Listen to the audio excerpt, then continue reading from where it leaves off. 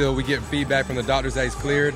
Right now we got Mike and Kevis backing up for us, and they're actually very good. Mike got well. He threw 4 touchdowns last week, so I think we have pretty good backups. I'm hopeful that we're going to do well again. Excellent. Well, you've got a great team that you're playing tonight. How do you feel about them? It's good to play a very well-talented team. I think that we need it. We need to test and see where we are, and I think it's going to be good for the league to see the 2 heavyweights go head-to-head tonight. Excellent. Well, thank you, Coach McKinney. Good luck on the game tonight. This is Diva Lee with Talk STL. Thank you very much. All right, that's our TalkSTL.com STL TV pregame with Coach McKinney. They got a quick little jump start there. And sitting next to me right now is Mike McNeil. Mike, we had a chance to speak with both coaches before the game. And let's start off with the Florida team. They've got an excellent team, a lot of big names on their roster. What do you think about this Florida Marine Raider team? Yeah, they've done pretty well. Obviously, last game they won 70-40, and they've been clicking on all cylinders offensively and defensively. And coach is excited about where they're headed and what they've done so far. So it should be a good test tonight for the Attack. I tell you what, they've got a long road trip. We were talking last week, our last broadcast, when Georgia came to town. They had about a 12-hour bus ride and a 16-hour bus ride for the Florida Marine Raiders. You know, after a long ride like that, when you're in college and high school, I'm sure you took road trips. You know, what does that do to your legs and your body going on the road like that? Well, I believe that Georgia came straight off the bus and played the game. Now, luckily for the Marine Raiders, they actually got a full night's rest, so that means they should be able to recoup a little more, and they should be fully rested for this game. Yeah, anytime you travel, no matter if you're flying or taking a bus or whatever, it always, wears on you a little bit and can definitely take a little bit to get the cobwebs out if you've been traveling all weekend. And Dave Solomon's with us. Dave, you've had a chance to look over some of the game notes. We really enjoyed the Solomon report last game, and you're blowing off the Cubs-Cardinals game to come out here and support the St. Louis Attack. Great to have you with us. Well, first off, you've got 162 baseball games, 81 of them at home. The Attack, not much action here. And besides, baseball, you're just sitting around. Game goes on and on. You don't know it's 3 hours, 4 hours, and you might see a 1-0 game. Here with the Attack, high-scoring, X-Factor. The Attack won their opener. Battle of 2-2-0 teams. I mean, this is where the action is at. Family Arena, crowds packing in. More of you listening here on TalkSTL.com. Still some great seats available if you're in the area, want to come out to the Family Arena in St. Charles. This is going to be fun, especially trying to stop for the Florida Marine Raiders. Levi Raines Jr., he was the player of the week in the league last week, had 3 touchdowns against Georgia. It's going to be critical for the Attack to stop him. They can't have any lapses in the run defense like they did late in their last home game against Georgia. One of the big factors here, Mike McNeil, is the quarterback situation with the St. Louis Attack. Walsh got banged around in that first home game here, and what's his status? Yeah, well, he's been in and out of the ER, Coach said, and that he's still having some concussion symptoms. So they have Mike McMullen in to replace him. He threw 4 touchdowns last week, and Coach feels pretty confident about what he's capable of doing for the Attack. All right, fantastic. Well, folks, we're going to take a quick break now, and we're going to come back with play-by-play of the St. Louis Attack versus the Florida Marine Raiders, 2 undefeated teams. It should be a barn burner. We'll be back after these messages from our sponsors. TalkSTL.com, the new home of St. Louis Attack football. Hey, it's Coach from my friends at Rookie's Bar and Grill, here to tell you about some of their all-day specials. And believe me, there are plenty. Mondays and Thursdays feature a pitcher of beer and 20 wings for only $14.99. On Tuesdays, you can enjoy a bucket of beer for $9. And Bud Select long necks are only $1.75 all day Wednesday. Happy hour weekdays from 2 to 6. And don't forget about those $1.75 16-ounce drafts during every Cardinals, Blues, Rams, and Mizzou sporting event. You can watch on one of their 9 big screens. You will never miss a game at Rookie's Bar and Grill, 1544 South Service Road, right here in Wentzville.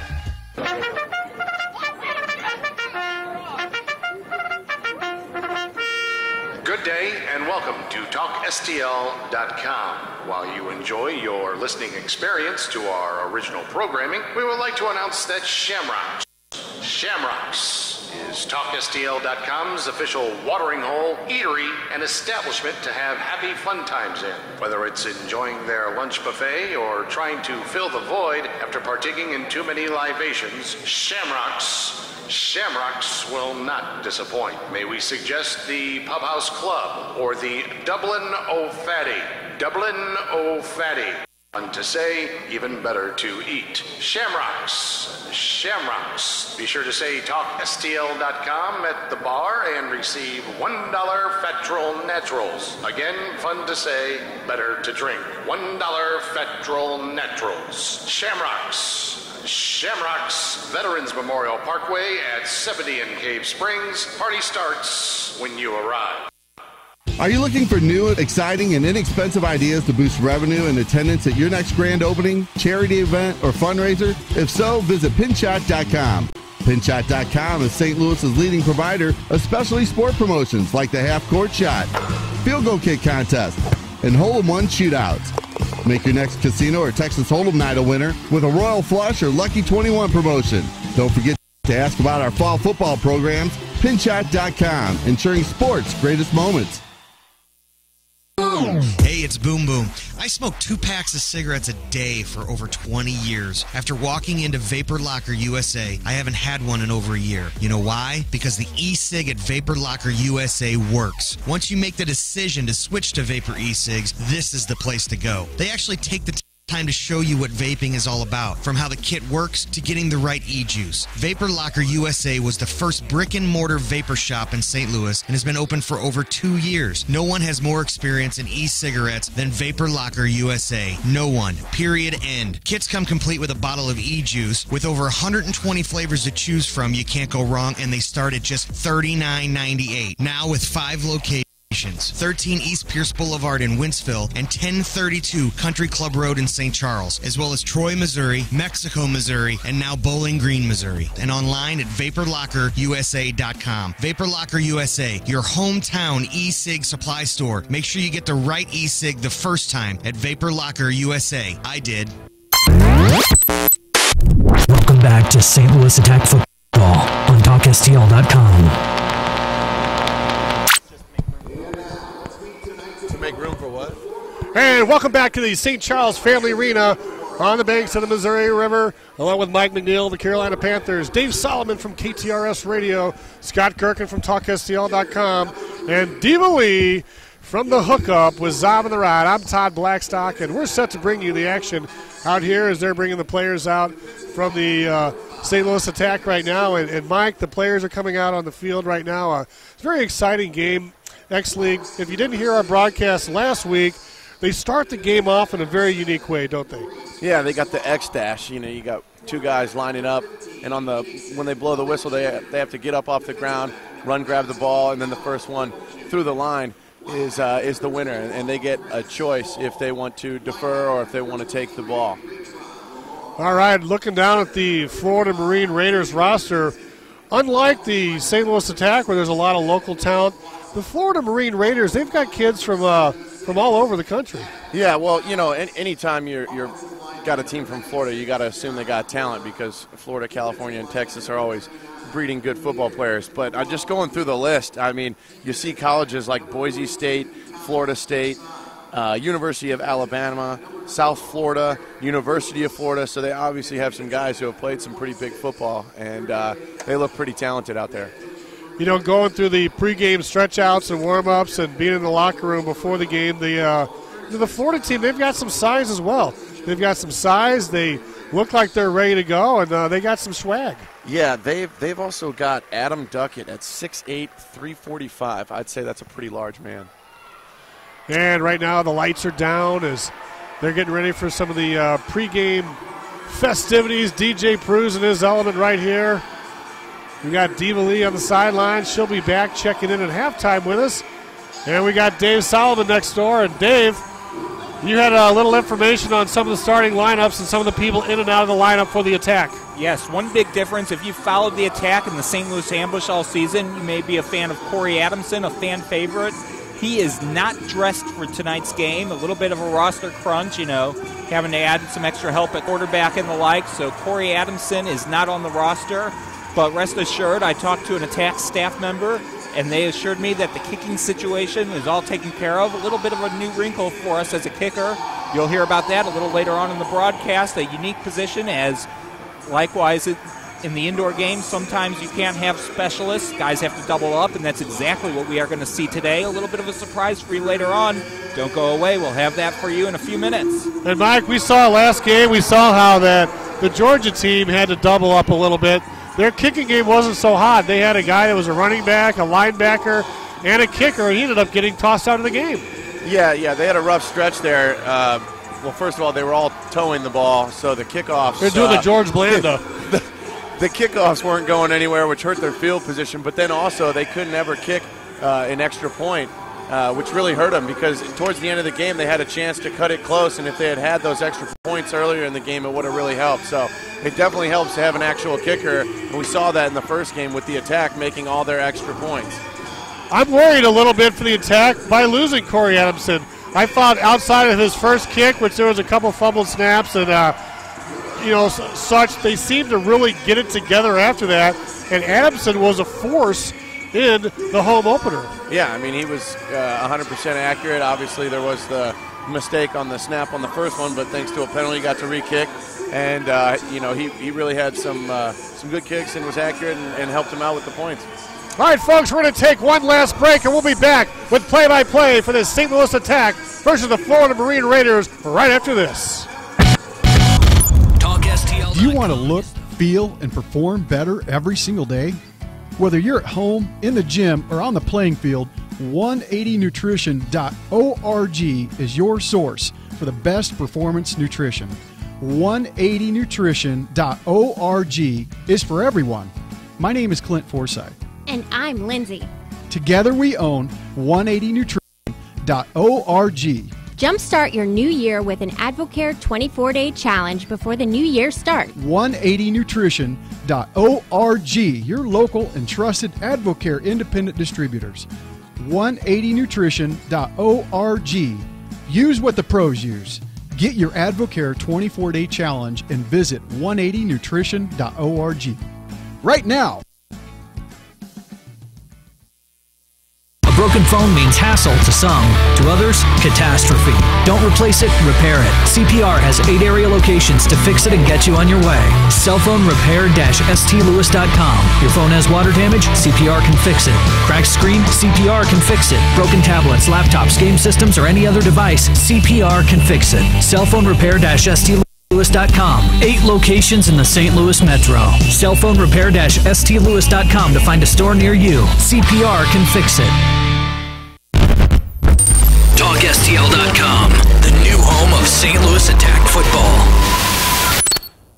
Hey, it's Joe, and I never used to be a big coffee freak until about a year ago when I discovered Organo Gold Coffee. You can go to ourcoffeeguy.com and talk to Mark, or call him at 314-629-3263, or how about his email? If you'd like a free sample, ask Mark, MARKDOER @gmail.com, and he will hook you up. The stuff is delicious, it doesn't give you the caffeine crash, and you are going to love it. It's Organo Gold Coffee. I swear by it. You should too. Do it. Hey, it's Coach from my friends at Rookies Bar and Grill, here to tell you about some of their all-day specials, and believe me, there are plenty. Mondays and Thursdays feature a pitcher of beer and 20 wings for only $14.99. On Tuesdays, you can enjoy a bucket of beer for $9, and Bud Select long necks are only $1.75 all day Wednesday. Happy hour weekdays from 2 to 6, and don't forget about those $1.75 16-ounce drafts during every Cardinals, Blues, Rams, and Mizzou sporting event that you can watch on one of their 9 big screens. You will never miss a game at Rookies Bar and Grill, 1544 South Service Road, right here in Wentzville. Here at TalkSTL.com, we're always in storm mode. But with the severe weather season upon us, you need a company you can trust when repairing the damage to your home or property. When no one else can, Zykan. Zykan Exteriors takes the hassle out of the long and drawn-out process of dealing with your insurance company. From meeting the adjuster to handling all your paperwork to getting all your depreciation released, Zykan Exteriors is there for you. With an A+ rating with the Better Business Bureau and an Owens Corning preferred contractor, Zykan Exteriors has been taking care of all of your construction needs since 1949. In St. Louis, the Metro East and all surrounding areas, Zykan Exteriors is there for you. Call now to schedule your free repair inspection and get your home repaired today. 636-345-6873. Just tell them you heard about them right here on TalkSTL.com. That's 636-345-6873. When no one else can, Zykan.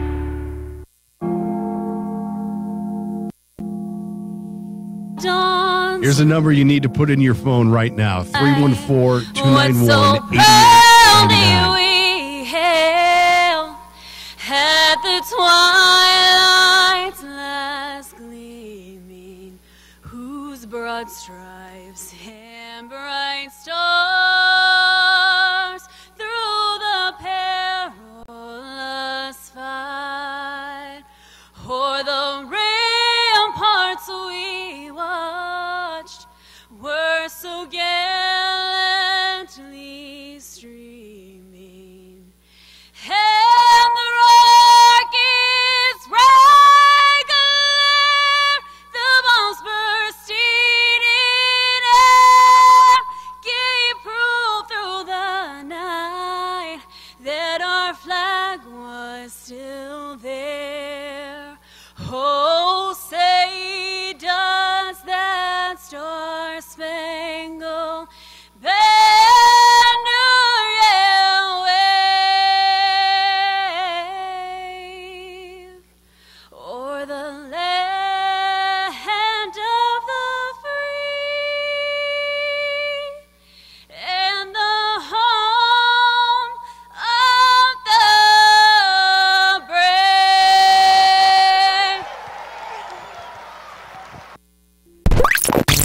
This is St. Louis Attack Football with Todd Blackstock and Mike McNeil on TalkSTL.com.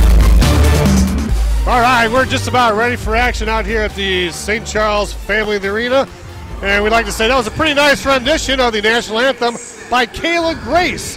How about that, Mike? It's always nice to get one of the locals out there singing the national anthem. Yeah, she did a fantastic job. And referees for tonight's game will be Steve Barth is the referee. The umpire is Scott Jones. Head linesman is Kerry Rockwell. The line judge is Art Lucky. And the back judge is Tom Healy. And taking a look at some of the players to look out for tonight for your St. Louis Attack from St. Louis, Missouri, Vashon High School, free safety Redarius Whittier. Redarius had a pretty good game last week, Mike, and he's an impact player.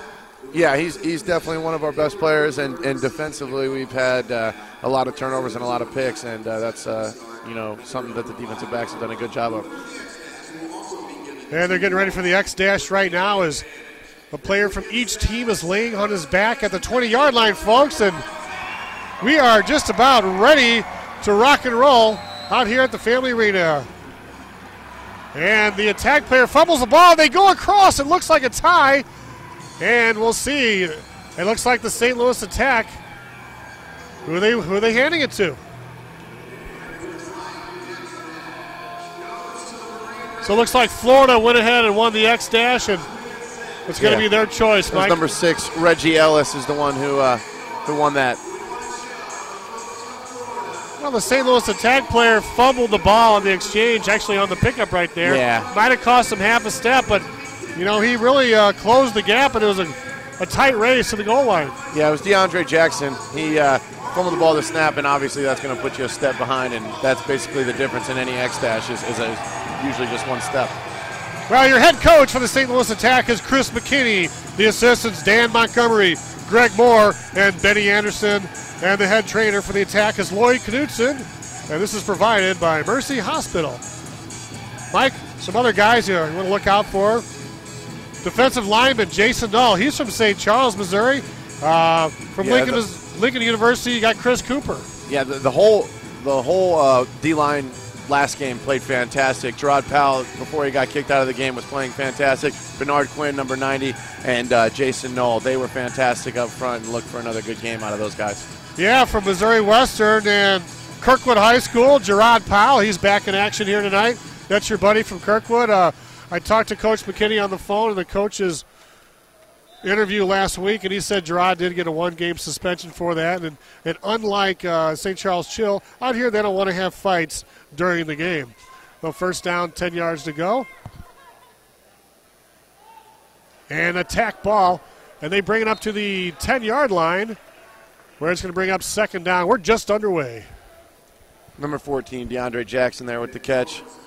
Went in motion and then hitched up at about 5 yards. That is the play that I called indefensible 2 weeks ago, and I've checked with a lawyer. Indefensible is a word, and I will use it every game. And we must stand corrected because we thought Florida won the dash, but in fact, the St. Louis Attack have the ball, and they're going to take over with 14-19 to go, second down, and we're looking for an exciting game here. Lots of scoring, lots of action, but as we mentioned earlier in our broadcast, the kicking situation could come into play later on.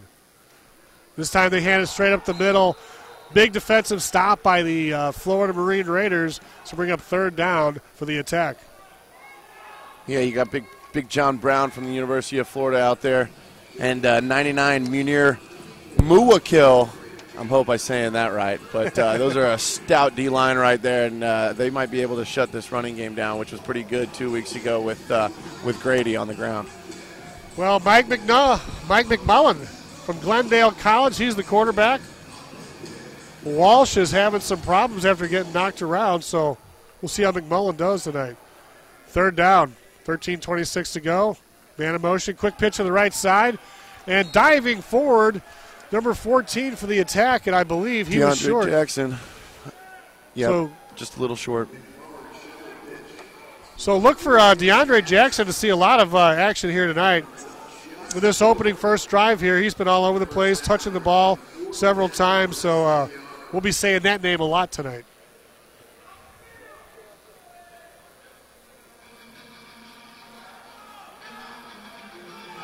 All right, DJ Prude jamming in with a little Guns N' Roses to fire up this crowd.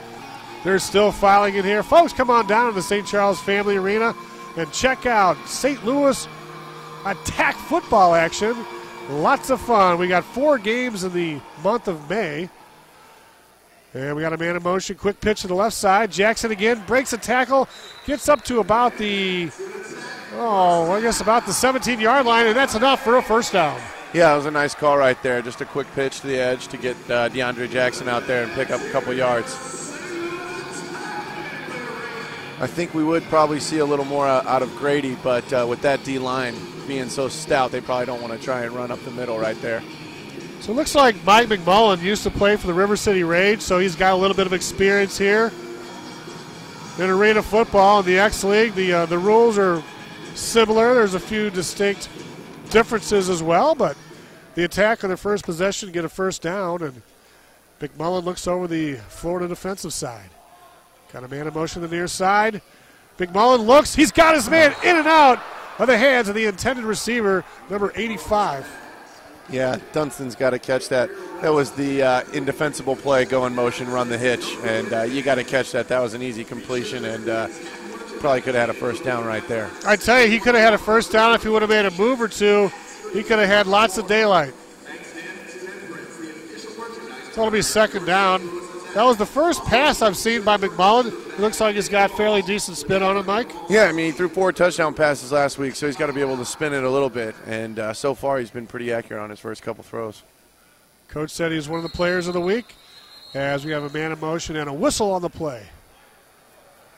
Looks like it's going to be a false start. 5-yard penalty. Second down. Yeah, Stephen Davis there with a false start. All right, so that's going to back up the Attack just a little bit. There's 11:03 to go here in the first quarter. 2-0 lead by the Attack as they got the X-dash. So when you get the X-dash, that's 2 quick points. And we'll let you know about some of the scoring as we go along here in this ball game. Tech ball, McMullen back. He's got Jackson. He breaks a tackle. Spins around down to the 15-yard line of Florida. First down, St. Louis. Yeah, that was a nice play by McMullen just to get rid of it quick and find Jackson right when he was open. And great play by Jackson there to slip a tackle and get a couple extra yards.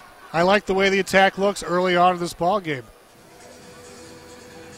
Yeah, they're moving the ball well. Obviously, they got set back with that false start, but, you know, you come right back, get a 20-yard gain and a first down, and they're looking good. They'll come to this game, you see all the big names and big schools of Florida, and I tell you, the attack here with their homegrown talent, they've got a team. How important is it to have the team rather than just a bunch of, you know, star players? You know, I mean, talent's always critical, but there's number 24. Brings it down to the 5-yard line, close to a first down. He was our game of the week, first game opening player of the game. Yeah, he's a good player. He's a bowling ball out there. He's tough to bring down, and you see he can catch it out of the backfield or run it. He's a good ball player. That's Daryl Grady Jr., the 5'11", 230-pounder out of Lindenwood University. So it's nice that Daryl can have his friends and family come out to the ball game and support him. Yeah, it's always nice playing for your hometown team. All right, second down. McMullen, he's a big quarterback. He's got a lot of size. Man in motion. Quick pitch to the left side, and that didn't fool anybody right there as Daryl Grady Jr. probably loses a yard there. It's going to bring up third down for the attack. Yeah, number 21, Prince Hall there with the tackle. That was a nice play by him to shut Grady down quick. Scotty Boom Boom's up here with us tonight. Scotty, what do you think so far? Yeah? Scotty gives a big thumbs up. Diva Lee's got his mic tonight. We're going to trade out looks for brains this evening. Lots of fun out here. Diva Lee down there on the sideline doing reports here tonight. She's also going to be doing some in-game reporting for the stadium here, so that should be fun. Third down and 3, and a whistle on the play. Need a timeout. St. Louis. And a timeout on the field. We'll take one as well. You're listening to St. Louis Attack Football on TalkSTL.com.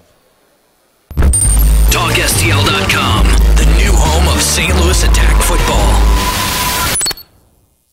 Hey, it's Coach from my friends at Rookies Bar and Grill, here to tell you about some of their all-day specials. And believe me, there are plenty. Mondays and Thursdays feature a pitcher of beer and 20 wings for only $14.99. On Tuesdays, you can enjoy a bucket of beer for $9. And Bud Select Long Necks are only $1.75 all day Wednesday. Happy hour weekdays from 2 to 6. And don't forget about those $1.75 16-ounce drafts during every Cardinals, Blues, Rams, and Mizzou sporting event that you can watch on one of their 9 big screens. You will never miss a game at Rookies Bar and Grill, 1544 South Service Road, right here in Wentzville.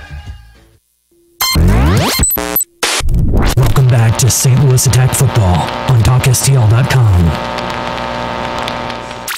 Third down action here for the attack. Third down and 2 as we resume action. Here's a man in motion. Attack going left to right. McMullen back to pass. Throws a seed in the end zone. We're waiting for the signal. Touchdown! Touchdown attack! Number 8, Chris Head. Great catch in traffic and way to hold on when you take a hit right there in the end zone. Great play by him. And we have a little clarification on the beginning of the game. We were, in fact, correct, and Dave Solomon's going to clear the opening X-Dash up for us. Yes, well, in the X-Dash, Reggie Ellis actually won. He actually beat DeAndre Jackson in the X-Dash, but the winner of the X-Dash doesn't automatically receive the ball. Just like in a kick-off and a coin toss, you have the option of deferring, and that's what the Florida team did. Now we've got, looks like Nolan for the extra point. He kicks it up. He's got a big toe. And he makes it. I'll give him that. That was pretty accurate for a toe ball, and normally you don't see D linemen built like that kicking the football. So hats off to Noel for making that one. And that makes it 7-2 St. Louis Attack. So, you know, you think the soccer player might bring a lot, but when you actually have a player that can play on offense and defense, it's kind of like, you know, you can't put Greg Zerline out there and have him play linebacker. I don't know if James Laurinaitis can go out and kick. I think he might get picked on a fair amount if he was out there trying to cover guys. And come up and run support. So, yeah, it's nice to have a guy who can play D-line and kick the ball pretty well. Now, in an NFL locker room, you got the kickers and the punter. Do they have to sit in a separate room? No, they get to sit with us. They're nice guys. They're always a little strange. There's something about specialists. The long snapper, the kicker, and the punter are always a little different, but they're always great guys. And they still get to hang out with everyone. Kind of like the left-handed relief pitcher. They're always a little bit zany.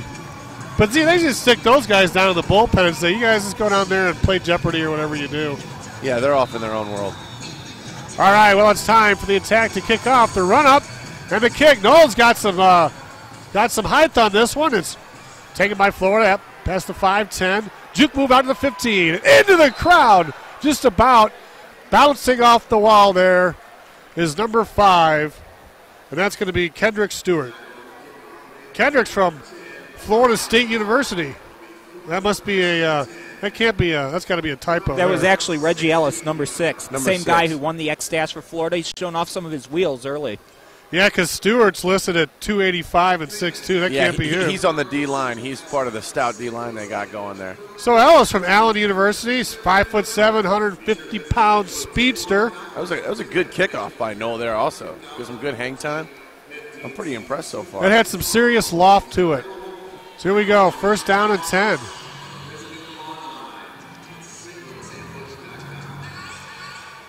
Florida ball. Florida coached by Michael Mink. Quarterback back to pass. Almost picked off. That was great defensive work. Marcus there got his hands on it, but couldn't come up with the interception. Yeah, Dave, I think that was pretty nice anticipation over there by the defensive back. Oh, he had great timing. He was all over that route. As we stated, the Marine Raiders head coach is Michael Mink. Assistants are B.J. Jernigan, Jeff Bingle, George Terrell.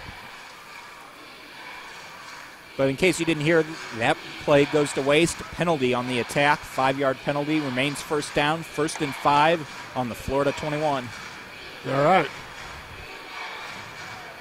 So there you have it. It's going to be a short field. We can't get much shorter. It's already a short field to begin with. But when you start off 1st down and 5, penalties bit the attack last home game. Already 2 for 10 yards, just a little more than 7 minutes in.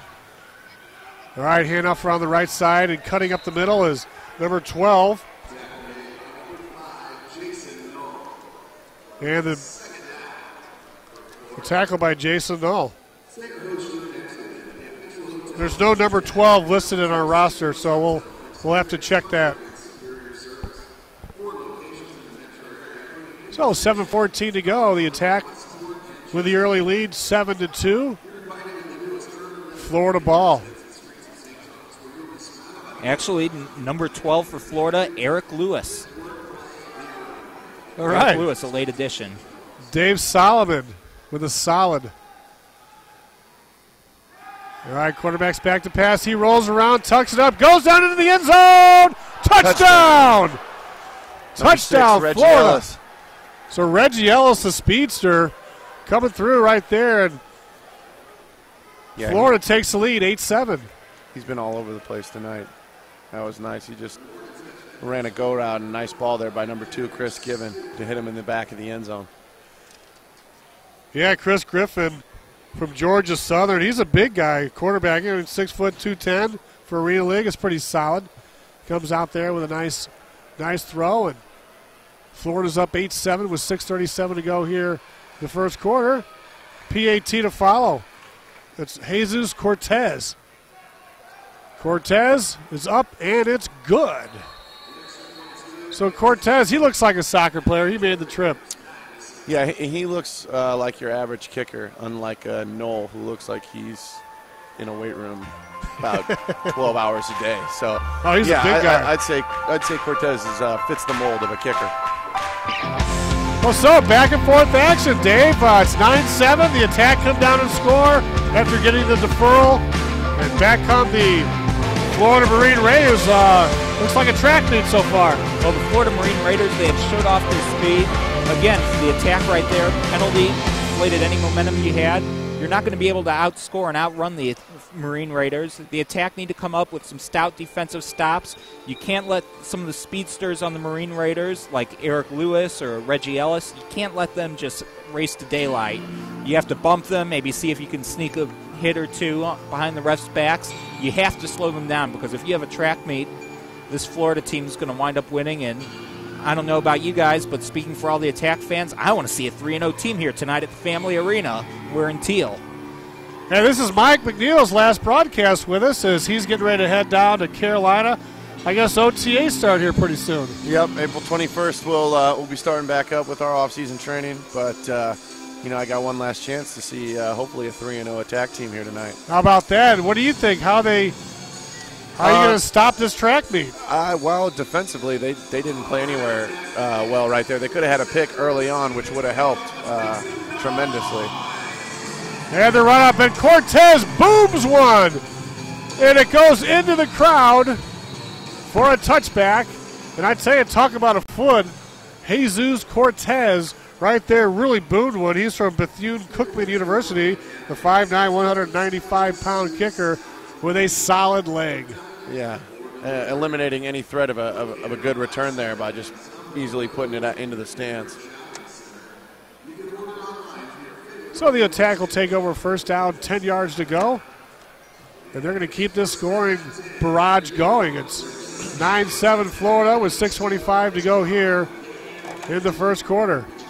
Right now, the quarterback for the attack, Mike McMullen. He's 6'6", 270 pounds. I mean, that's like Cam Newton size. That is Cam Newton size. That's a large quarterback, and you got to really make sure you bring those guys down, because that's not an easy person to tackle. Well, I tell you, Coach McKinney, after Walsh getting knocked around with concussion symptoms, he's going with a big, solid guy. There's going to the end zone for a touchdown. Touchdown, DeAndre Jackson from McMullen. Quick strike right there. And I tell you, the track meet continues. Yeah, that was a heck of a play right there. A nice ball in tight coverage by McMullen, and a heck of a catch to hold on to, and then to break the tackle by DeAndre Jackson. That was a great play. Jackson already with 65 yards receiving, and we're not even 10 minutes into the game. Nice.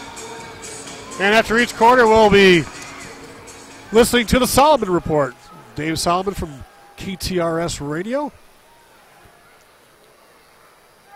Now we got Null back in for the PAT. Nice. It's up and it's good. And the attack regained the lead at 14-9 with 5:38 to go here in the opening quarter. End-to-end action, folks. You want to get down here and get your season tickets for the St. Louis Attack. Great seats are available. Fun, family-friendly atmosphere. You got Mac Attack down here, the mascot. He's having a lot of fun playing around with the kids. You got a lot of local coaches in the area. Mike, I know you saw a few guys before the game that you're buddies with, and we're happy to be out here to see you. Yeah, I got to see a couple Kirkwood guys. There's 2 guys on the team, and then also in the stands, a couple people from Kirkwood that I knew. So it's great to have some local people out here. That by all means is the beauty when you get some of these indoor teams like this, seeing local talent one more time, because you might correct me if I'm wrong, but you never quite get football out of your blood. So just the ability to play under the lights, play in front of your fans, it's just a great chance to get back at it and hit the gridiron one more time.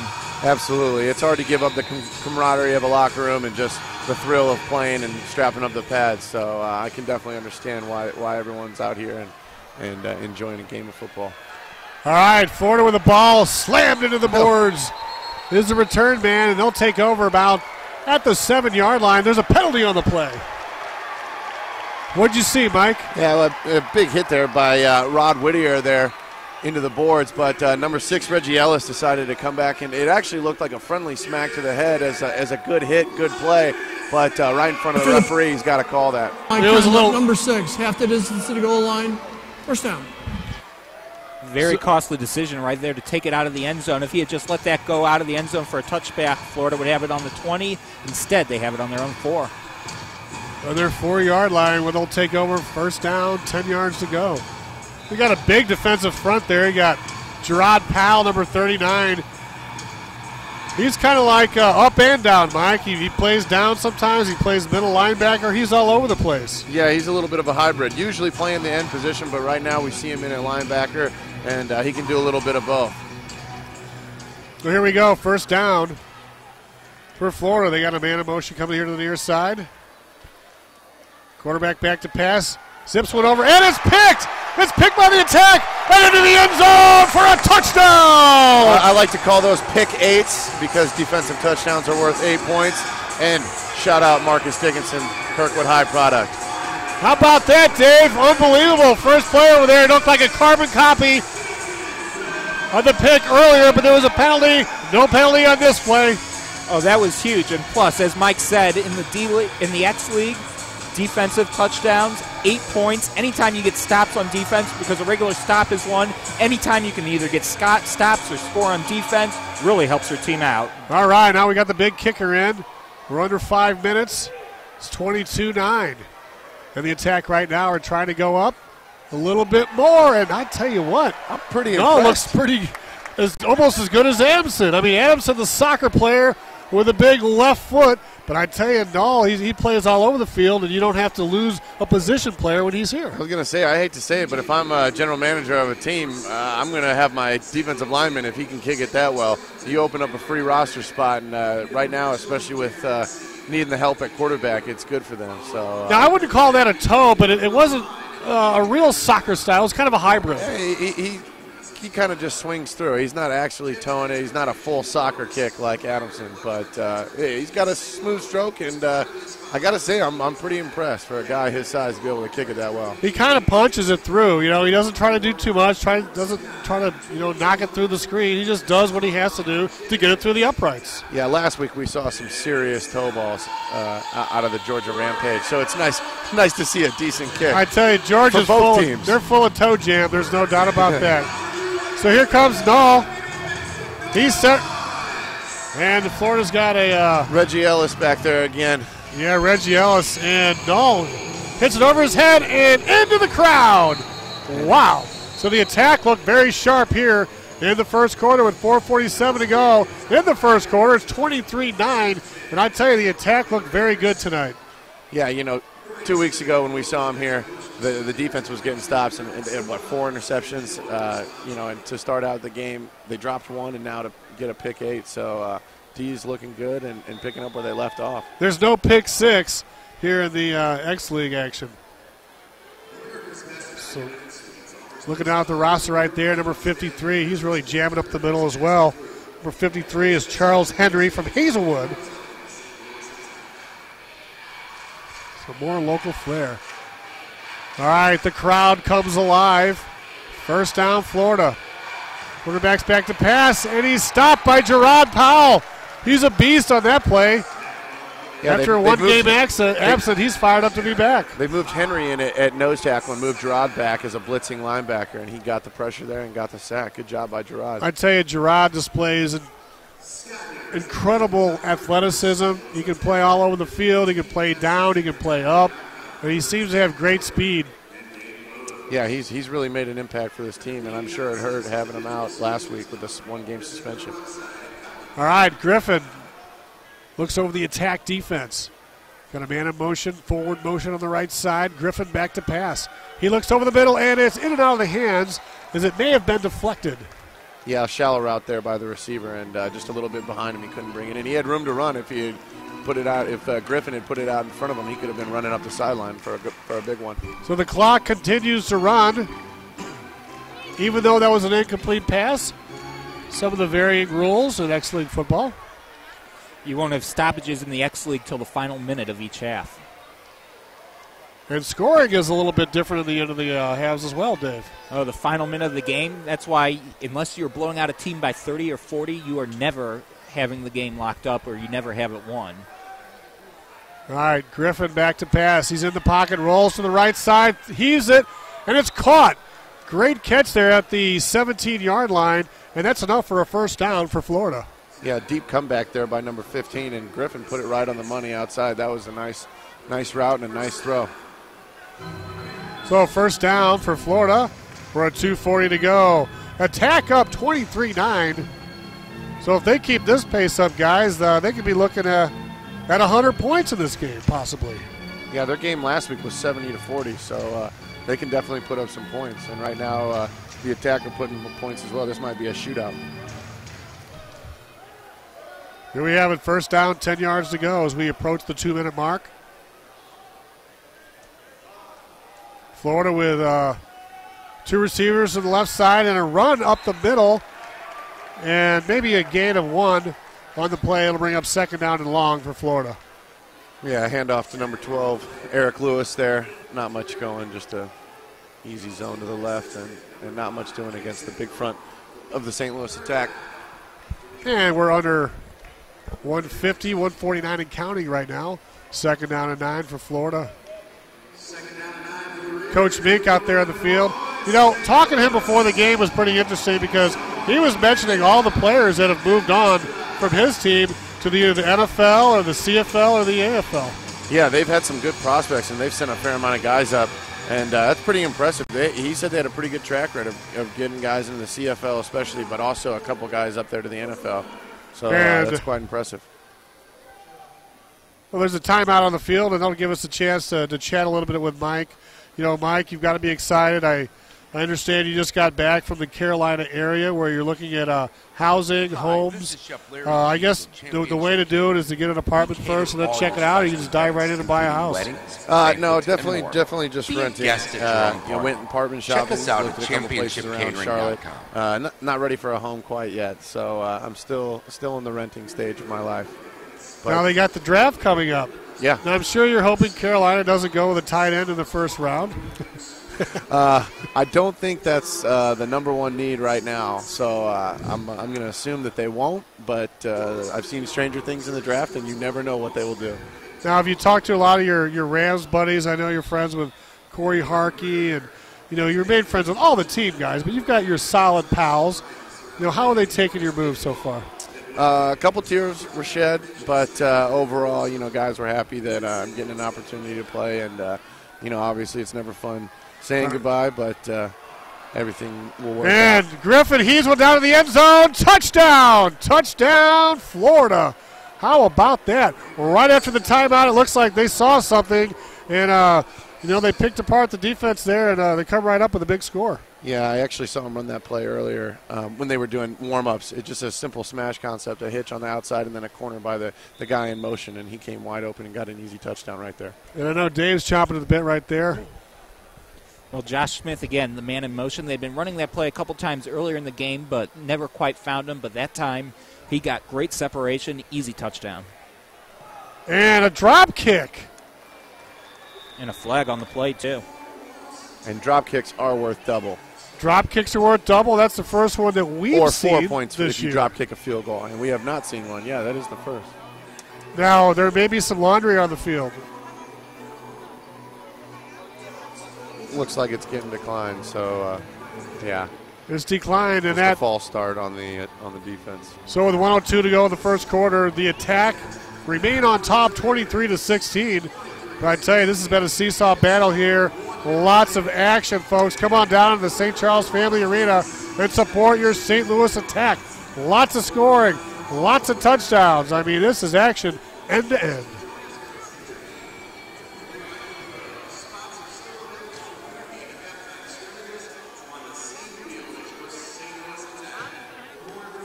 And at the end of the first quarter, we're going to have the Solomon Report. Dave Solomon from KTRS Radio, the Big 550, sitting in with us. It's kind of our hybrid third color guy, second color guy, and stats man. And this guy knows just about everything. It doesn't take Dave Solomon long to pick anything up in sports. Spends most of his time down at the ballpark, at Busch Stadium or the Edward Jones Dome, down at Scottrade, and we're happy to have him here at the St. Charles Family Arena. Attack ball at Jackson, breaks it out past the 15 and 20. Past the 25, into Florida territory, down to the 18-yard line where the Attack will take over. First down and 10. We got some laundry on the field. Looks like this one may be coming back. Looked like a chop block there, which is not legal. Yeah, chop blocks. Block below the waist, yeah. You don't want to see that. I'm not sure if the chalk block is what sprung him. But yeah, nonetheless, it was. Number 21, Mariano Large. He's the one who cut the legs out and got the penalty. So the attacker to go back and start back at the, down around there, about the 5-yard line. Another nice play by Jackson, though, man. He's having himself a game. And we're under a minute right now, so the clock will stop on incomplete passes. Actually, that's only in the half, so only in the half will the clock stop. So we'll still have some continuous action here on TalkSTL.com, your home of the St. Louis Attack as well as the St. Louis Ambush. How about that?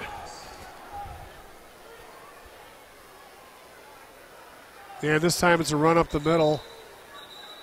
And there's a flag on the play. The clock stops. Yeah, handoff to number 7, Keenan Miller there. Nothing going with big number 99 there in the middle. That's going to be a tough time to run against this D-line. Word at the snap. Illegal defense, 5-yard penalty, automatic first down. All right. So first down for the attack with 34 seconds to go. So we're in bonus time right now. So any scoring points right now are double.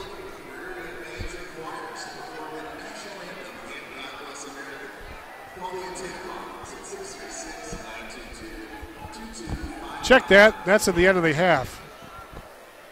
As Dave most eloquently said that is only earlier. during the final minute of the fourth quarter as well as any overtimes.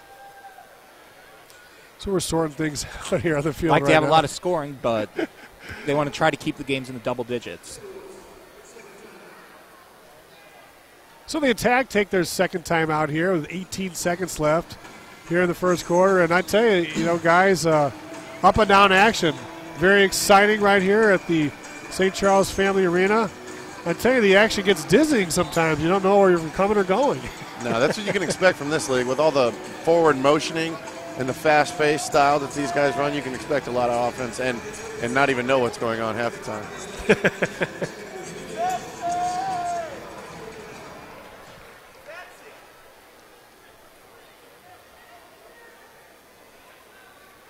Attack ball. Movement on the right side of the defense. McMullen goes down at the 5. Penalty markers down.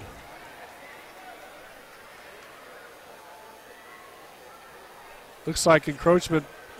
Defense, number 96, 5-yard penalty, automatic first down. Well, they call that illegal defense, but it looked like movement. I guess that's illegal defense.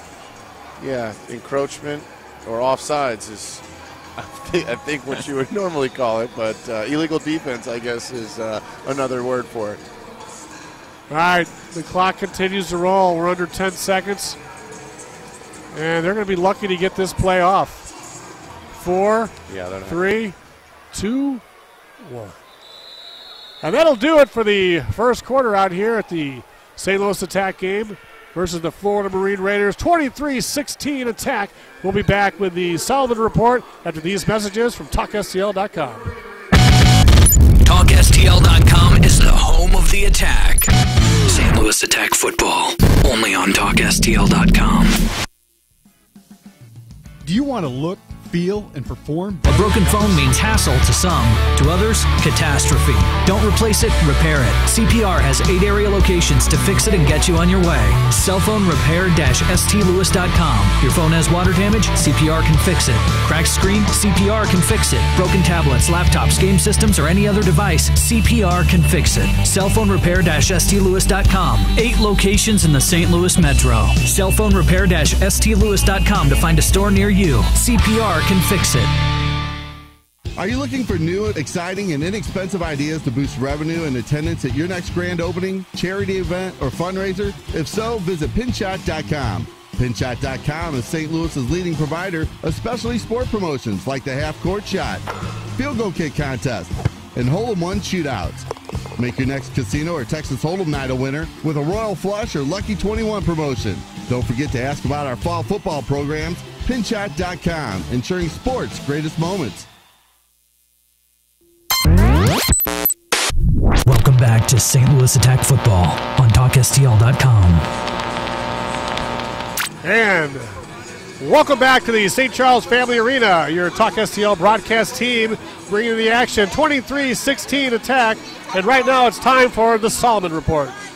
Well, so far as it is 23-16 attack here at the Family Arena, it's been a battle of the Blazers. DeAndre Jackson for the attack. 5 receptions early on here in the first quarter for 65 yards and a touchdown, in addition to showing his speed on kickoff returns. But another X factor, as it's funny as I mentioned that here in the X League, has been for Florida, Reggie Ellis. Ellis has a 26-yard touchdown reception, but perhaps the biggest key was a kickoff as the attack began play here. McMillan taking the snap, sets back, throws, goes on the sideline to head, and it's a battle for the ball, and it is intercepted. Intercepted by Florida. Number James 19, Lovett Donald Jr. Fennell Jr. Actually, Donald Fennell Jr. As these numbers, if you're watching it on TV, very hard to read. Florida obviously wasn't thinking of those of us on the broadcast booth when they designed their uniforms, as the attack with a turnover, and in this league, giving up a couple points to start the second quarter. Yeah, that was a poor decision there by McMullen. He had the motion man who ran a hitch wide open. He decided to come to the short side of the field and threw that pick. Not a good decision right there. All right, 23-17. We're just underway here in the second quarter. Scotty Boom Boom from TalkSTL.com's out here running the board, making things sound good. So right now it's 1st and 10, going left to right on your screen. Griffin hands it off around the right side. A little bit of running room. Bam! Into the board. Some big hitting down there. About a 5-yard gain, 2nd down, Florida. Yeah, nice hits there by number 2, Rod Whittier, and number 23, Marcus Dickinson. So it's going to be 2nd down and 5 for Florida. They're huddled up right now, and the attack defense wants to stifle this drive right here and stay on top. They could use a turnover right now. That'd be great. No lead is safe in X-League action. Man in motion looked to be way off sides, but no call. And a 1st down for Florida on the left side is going into the boards, a wide receiver inside the 10-yard line. So they're in the X zone. Yeah, a little receiver screen right there. The defensive guy jumped the man in motion, and then they pitched it out and picked up the 1st down. Nice play there. Now, they seem pretty lenient on the man in motion because to me, he looked 2 or 3 yards beyond the line of scrimmage when they hiked the ball, but they never seem to call that. I'm not sure how you can really tell where he is, but it's too hard to call, so I assume they just give you a 1 or 2 yard cushion either way. And the referees are not on that line right there. Well, I guess they are on the line. All right, Griffin, the quarterback, he hands around the left side. It's a running play, pushing towards the 5-yard line, and taken down by the attack defense. Rod Whittier and Bernard Quinn there with a tackle. Pretty good run there, though. Eric Lewis has had a couple nice runs on this drive. We haven't seen much running against the attack due to the stout D-line, but a couple here on this drive. In the attack with some quick hits tonight. Still leading 23-7, and they're trying to hold Florida down in 2nd down right now. Florida ball on the 6-yard line. Man in motion to the near side. Griffin fakes it, stops, throws it in the end zone, and into the crowd for a souvenir. That's one of the unique things about the X-League. When the ball goes into the stands, it's a souvenir. Yeah, great for the little kids. Come out, catch a ball, and get to keep it. And this crowd's starting to pick up. We're looking down below us. A lot of fans down in the green seats below us having a great time. Oh, they're getting rowdy here tonight. Great place for the family, not too rowdy. You know, it's not like some of our nighttime broadcasts on Talk STL rowdy, but great place for the kids to come here, have fun, let loose. Just great family-friendly entertainment, but even if you don't have kids, still a great place to come on out here at Family Arena. Lovett lined up on the near side. Griffin back to pass. He throws it, and it's intercepted, but it dropped. That's a fumble. That's a fumble. It looked like he had possession. We'll find out. Looks like they're going to give him possession. Yeah, he recovered it. Number 23, Marcus Dickinson, with another interception. So he made a play move. I mean, he caught the ball, his feet were down, he made a football move, then he fumbled it, got it back. So I tell you, the attack right there, dodge a bullet, and get the ball back on a tremendous defensive play right there, and it's going to be 1st down and 10 for the attack. Yeah, Marine Raiders were putting together a pretty good drive there, a mix of run and pass, and then that's a dagger for them to give up not only the points but also the possession.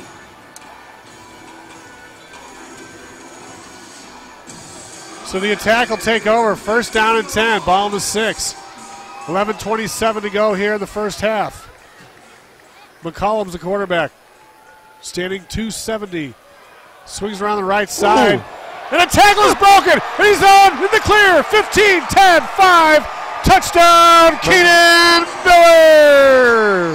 That's 44 yards. Pitch and just a great run by number 7 right there. That was a heck of a shoulder he just laid into the Marine Raider football player and then just took off to the house. And big turn of events as Florida's about ready to score. And the attack come up with a big interception. A couple plays later, look at that. How about that 44-yard touchdown? I believe that's the longest run of the season that we've seen. And Dahl's in for the PAT. Ball be spotted back at the 10-yard line. Snap back, it's high, ball down, kick up, and it's wide left. So with 10:59 to go here in the first half, St. Louis attack 30, Florida 17. That's part of the announcer jinx, you know. Talking about how great Noel is, and then next time up, comes up and shanks one to the left. Right. It's our fault. Well, that's all right. Well, 30-17, I tell you. Great scoring out here at the Family Arena tonight. Come on down, folks. Get your season tickets. And, folks, tune in to TalkSTL.com. You can check out all your St. Louis attack. You can check out your ambush, St. Charles Chill, and the River City Rascals are on the horizon. We'll be broadcasting all those games on TalkSTL.com. Also, you can listen to shows like the Wild Wild West. The Wild Wild West from 9 to 12 every day on Talk STL, featuring Tom West, Joe De Niro, Scotty Boom Boom Gherkin, Coach. Got Joy, Susie Noman, the whole gang.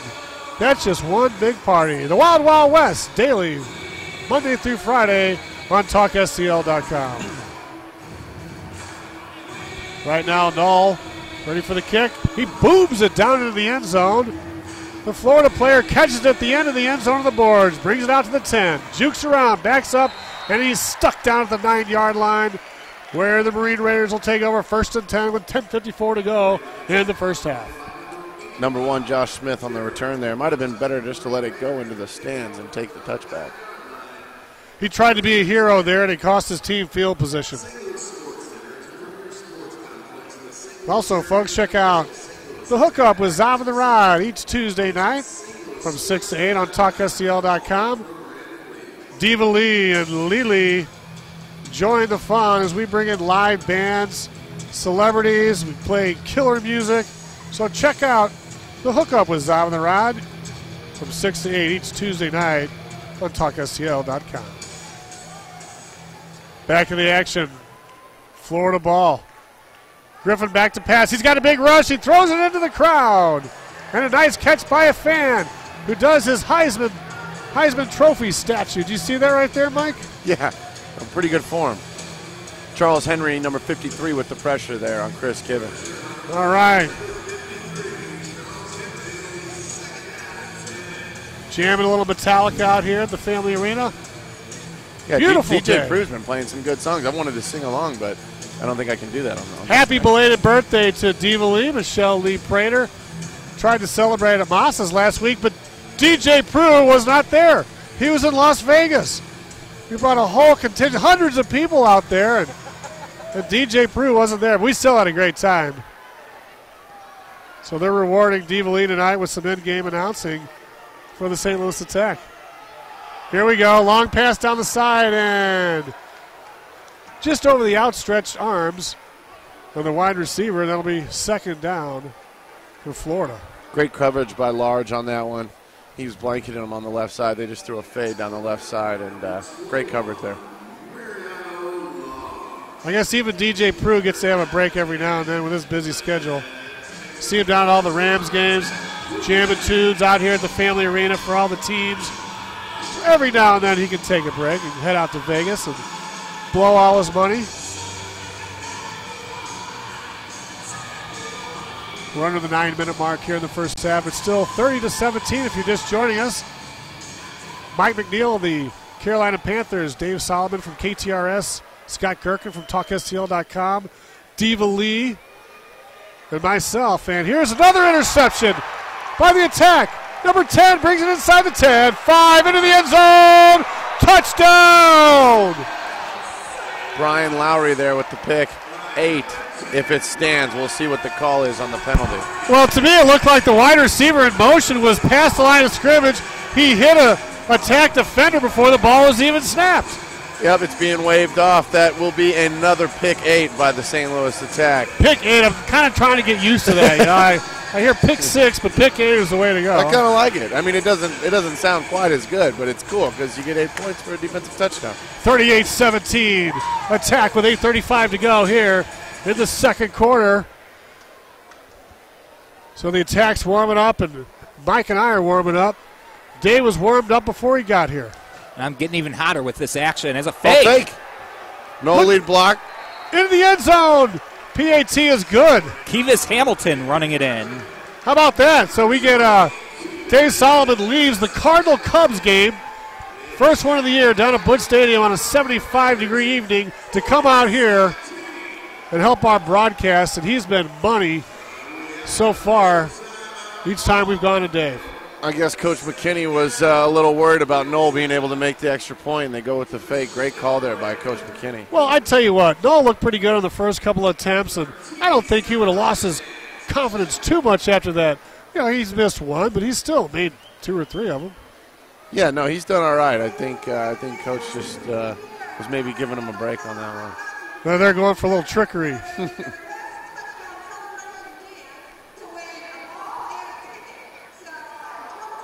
Look at that right now, Diva Lee.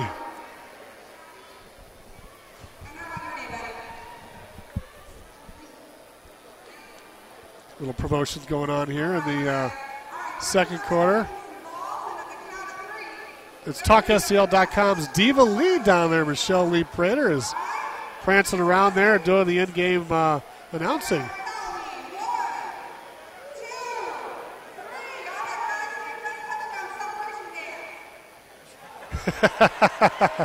That's cute right now. If you're on the live stream, you can see what's going on, but if you're listening only, they've got a couple kids out there doing a nice little promotion out there, and the winner gets a big prize. And right now is a great time to pitch it over to Dave Solomon for his thoughts. Well, first off, I'd like to comment on these celebration dances. These kids, they know what they're doing. I don't think we're going to see anybody get fined there, but always a highlight to get out on the field. And, man, the Attack this half, defensive points. A couple of those defensive touchdowns. I can't emphasize how important it is. A 40-17 lead. It seems like a pretty big lead, pretty safe.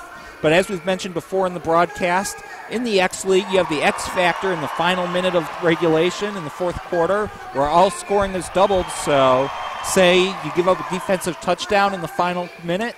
Well, instead of 6 points or 7 points, that's 16 points right off the bat before a point after. And say you drop kick it or do what the Attack did and do a little fake, boom, there's a 20-point difference and you've got a 3-point gain. So defensive scores, bonus points, you get 1 point for a defensive stop. All the bonus points are critical, and I just love the way the Attack have been showing off their speed to this game. I mentioned DeAndre Jackson in the Solomon report earlier, but the Attack have really, after sort of doing a power grinded-out game in their home opener, they've really been turning on the afterburners here tonight at Family Arena. They had some great crowd shots out there as you got a whole section of kids out there dancing, having a good time.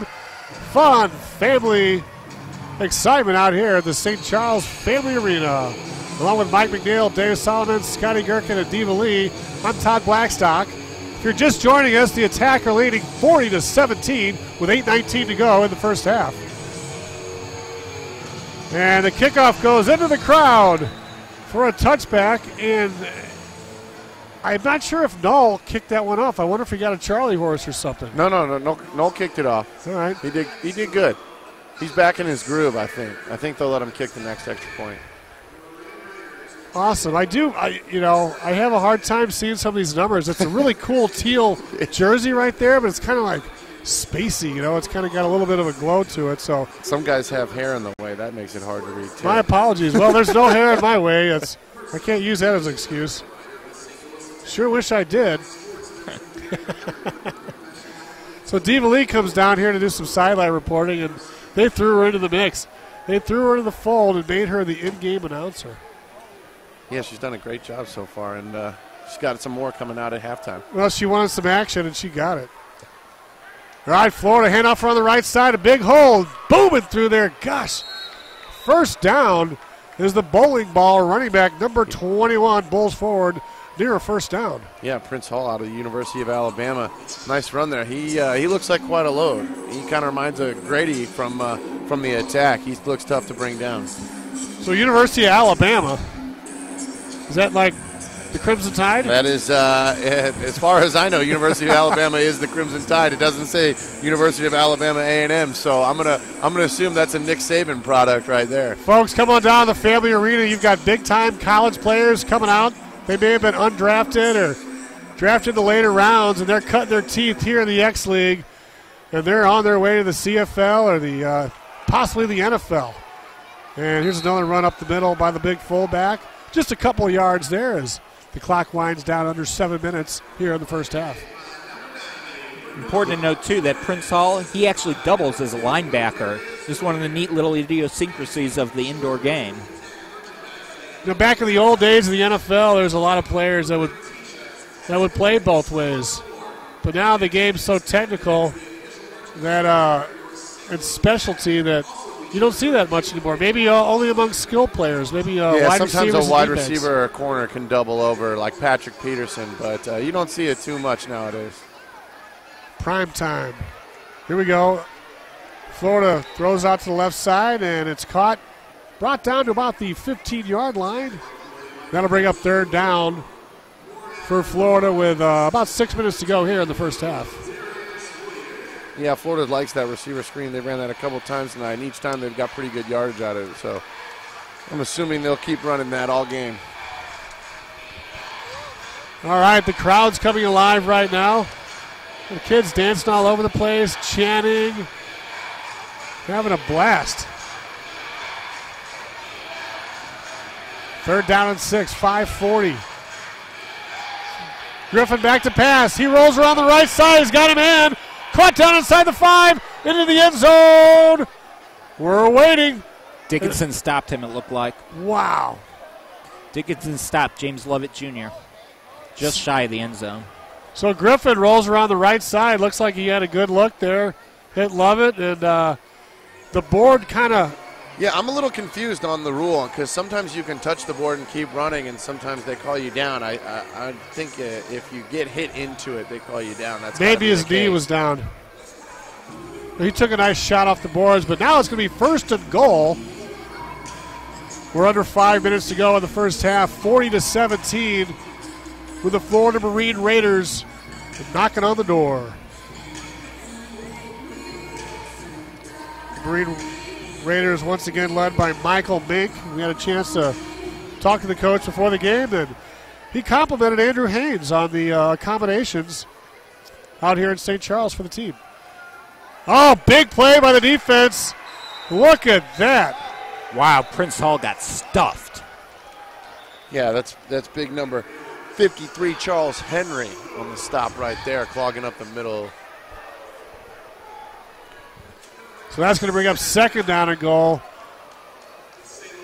And they've got all the big bodies down underneath right now. Looks like both number 2s are getting pretty chippy down there. Rod Whittier and Chris Griffin having some words for each other. Well, we know what happened last time. It started out a little bit chippy, Mike, and your boy Gerard ended up getting an early shower. Yeah, throwing punches usually isn't necessarily the smartest thing to do. Had to serve a 1-game suspension for that last week. But in hockey, it's loved. Goes around the right side. Who? I don't know. He's right there on the goal line. Looks like they're going to sit and mark him down just a little bit short. No signal yet. Yep, it's signal third down, so it's short. I saw Gerard Powell over there. He's all over the field. He's a guy you can really ill afford to lose. When he left the game against Georgia, when he left the game against Georgia, they went after that hole immediately. Back-to-back rushing touchdowns when Gerard left the game 2 weeks ago.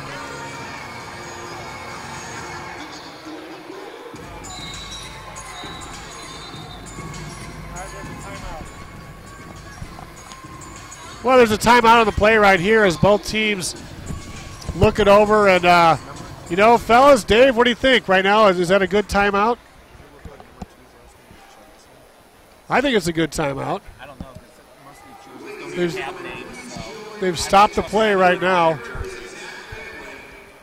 And they're sorting some things out here.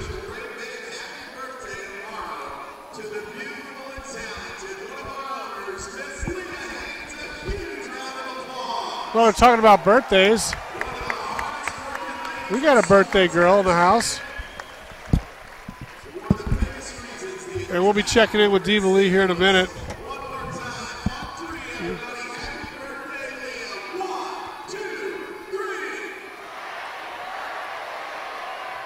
All right, so here we have it, 3rd down and 1. The timeout's over.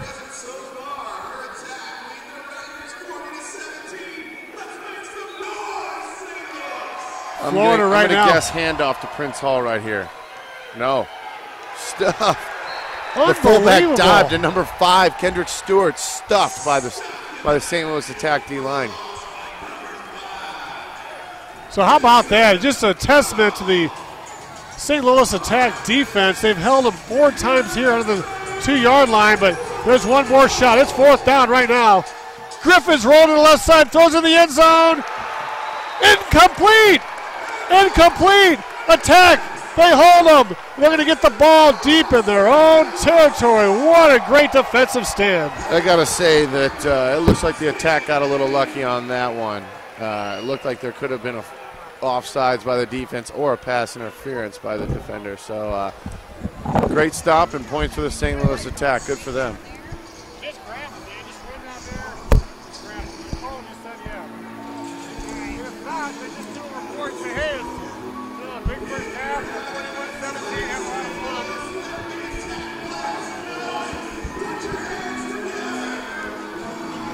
So the Attack take over.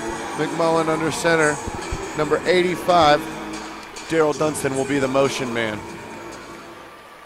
And McMullen with the indefensible.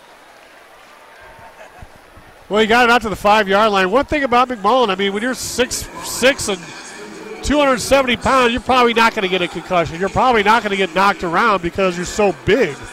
Yeah, you know, well, not only is he big, which is going to help him take hits, but Walsh took some shots last week, and so far McMullen's been protected pretty well. Exactly. So we just sent Diva Lee back down to the field. Hopefully she'll be able to grab Coach before he goes to the locker room, but we'll hear from her nonetheless. She's doing a fine job out here. Her first sideline reporting gig. Here we go, McCollum behind center. Pitches over to the right side. Here comes Little around the left side. He's tripped up and gets up to about the 7-yard line. And that'll bring up 3rd down for the Attack. Yeah, nice run by Grady to cut back. Shifty for a big guy. He's a good runner. I like Grady a lot. Yeah, I think last week we said he reminded us a little bit of like a Jerome Bettis type player. The bus. The bus. He's got those quick feet. Yeah, so the Attack are letting it run down to a minute. So they want it to be down to a minute. Right now, so Dave, right now we're legally in double bonus time. If it were the second half, we would be, but the double scoring. Are you sure it's not the end of the Yeah, of the according second to the half? league website, I mean, I've seen some of these minor leagues where rules change and 5-yard penalties become 4, but I'm pretty sure in the X League that they'll hold true to their website. Pretty sure. Don't quote me. Well, nonetheless, we're at the 1 minute mark, 41-17. I tell you, Mike, these teams are very evenly matched, but the Attack so far have been dominating on the scoreboard. Yeah, the Florida Marine Raiders obviously have some talent. They've made that apparent, but the Attack have been opportunistic. The 2 pick-8s and a couple defensive stops have really helped. I think that the Attack plays more like a team. Everybody seems to have a role. Yeah, we were talking about that earlier and then kind of stopped. The chemistry of a team. That's just how guys gel, and obviously that makes for a good team. You can hardly ever coach that. You don't always. Well, the snap back, and it looks like there was something batted down. The ball was smacked down around the end zone, so it's going to bring up 4th down now for the attack. So they're going to have the ball at the 6-yard line, about 4 yards to go for the first down. But they're up 41-17, trying to get into halftime. Here comes the indefensible play. Motion, hitch, first down. I'm calling it. So you're calling it, huh, Mike? Yep. At least that's what I would do if I was calling the play. I mean, the quarterback might be the biggest guy on the field. He is, other than, 99 is pretty big down there for Florida, but for the attack, he might be the biggest one. DeAndre Jackson, forward motion, and we have a whistle. Penalty flag on the play, probably a false start. 55, Stephen Davis with another false start. 4th penalty on the attack for the evening. And folks, at halftime, we'll have the Solomon report, and we'll check in with Diva Lee down on the field. 54 seconds to go, and very impressive first half by the St. Louis attack.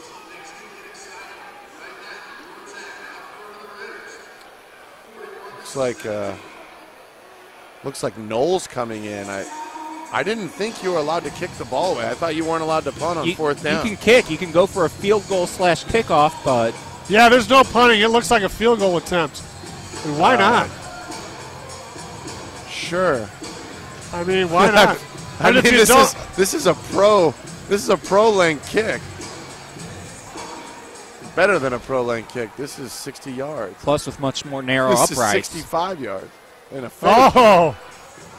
Oh, boy, that didn't fit. Didn't fool anybody there. And you lose a point, and you lose good field position, too. And you're setting up Florida 1st and 10, or 1st and goal at the 5-yard line. Yeah, this could be big for Florida. They need to punch one in right here. Interesting call. I mean, if they would have went for it and missed it, it'd be right there anyway. What are the chances that someone's actually going to kick a 65-yard field goal? I think I would have been ready for a fake as well. Probably would have gone with a passing play to try and pick up the first there. Well, Noel was about a foot and a half back from the ball. So it's like, I don't see how he could have got any trajectory on the ball. So I think the defense scouted out and they smelled the rat. Well, 41-18 now. Hopefully the attack can be opportunistic again and get another turnover, which they've done several times tonight. All right, Griffin, the quarterback from Florida, looks over the St. Louis defense. He hands it off around the left side, and the attack defense swarm. Knocked the running back down at the 5-yard line, and the clock continues to roll, 45 seconds. Yeah, the D-line has been pretty stout down here within the 5-yard line. Good job there, stuffing the run again. How about that? So right now, Mike, what are you thinking? I mean, do they come back, they try to run the ball, maybe do a little throw it to the tight end? I bet that'd be something you'd like to see. Well, I would like to see the tight end of the game, which they can since they're close enough. But if it were me, I'd probably try and run again, try and run some clock off in case you don't get in, because you don't want to give the ball back to the attack and let him score again before half. The attack's defense has come up solid. Money ball here in the first half is based off Florida 1st and goal from the 5-yard line. But here they have it again. After an unsuccessful 4th down on a fake kick. This time Griffin throws it. It's intercepted! Intercepted by the attack! Going down to the 20, 15, 10, 5, touchdown! Another pick 8 from Marcus Dickinson. Unbelievable! They didn't touch him when he was down, got up and ran it back. Great heads-up play by Dickinson there. Wow. They've been running that wide receiver screen all night. Great job by Marcus reading it and getting that pick 8. And the attack are on pace for possibly a 100-point game. They're at 49 points right now with 34 seconds to go in the first half.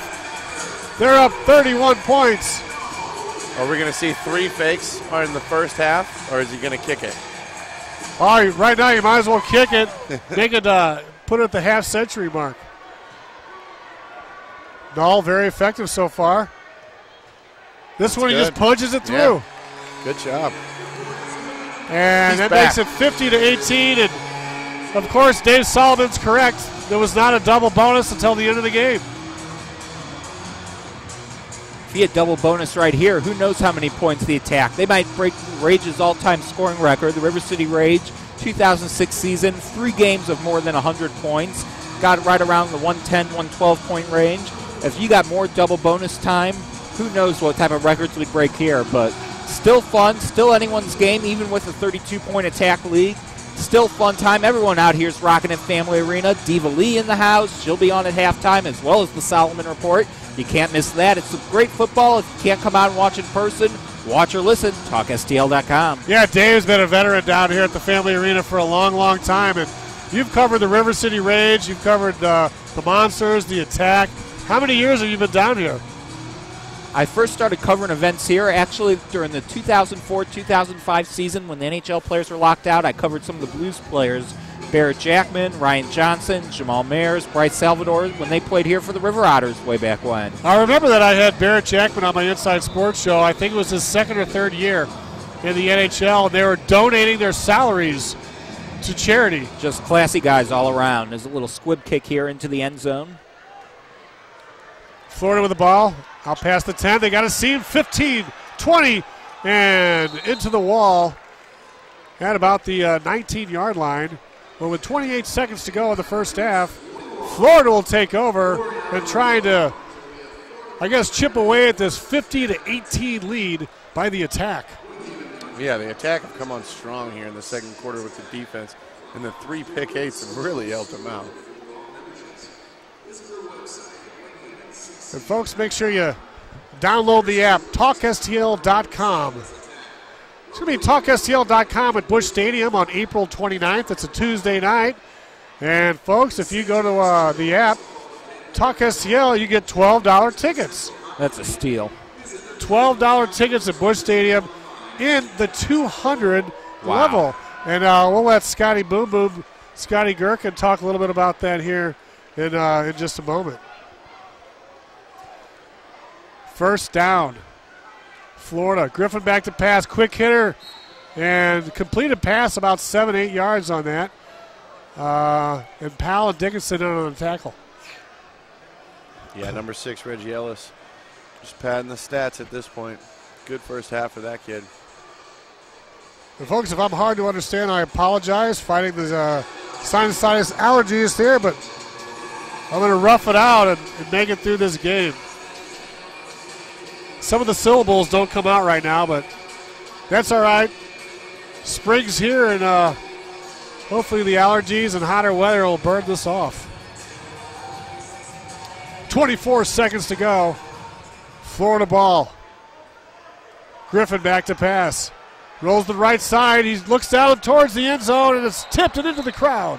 And the kids fight over it. They're diving in. The little boy in the white shirt picks up the ball. And we have a flag on the play, too. Flag in the backfield. So we'll have to check that out, see if that's holding or I see him talking it over with Florida.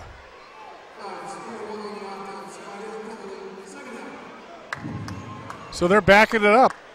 5-yard penalty, now 2nd and 9, although down in distance not as much of a factor as 17 seconds. 1 timeout left for each team.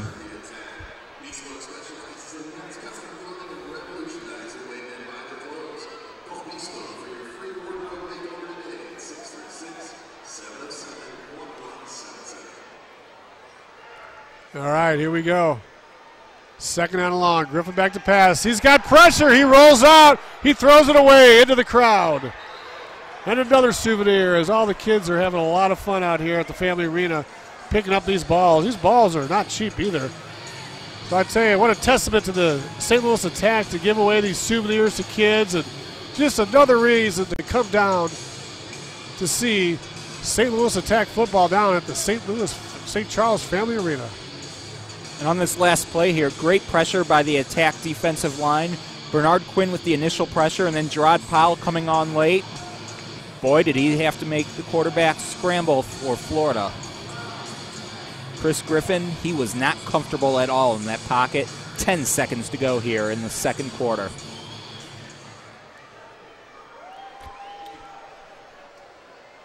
Griffin back to pass, rolls to the left. He's got some pressure. He heaves it down into the end zone, and it's deflected, and it falls into the turf.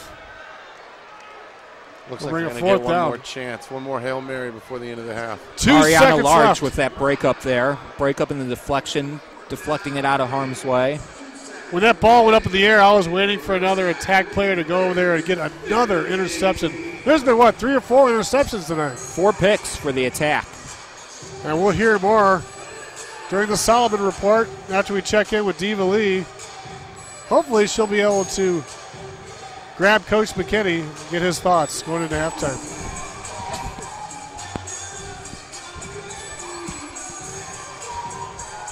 Looks like we're going to see a field goal attempt here by Cortez. See if he's got the leg for this. It's going to be about a 45-yard field goal. And it's got enough leg. And wide right. And that was out of bounds because unlike the patented Arena League, which is their own set of rules in indoor football, you cannot return a kick off the nets. The nets are just like in the NFL for protection only. All right, so that takes us into halftime right now with the score. St. Louis Attack 51 and the Florida Marine Raiders 18. How about that? So, Mike, your first and second quarter thoughts? First quarter looked like it was going to be a shootout, but second quarter, fantastic job defensively, making adjustments and getting those pick eights, and really getting stout and not allowing the Marine Raiders anything in the second quarter. So good job.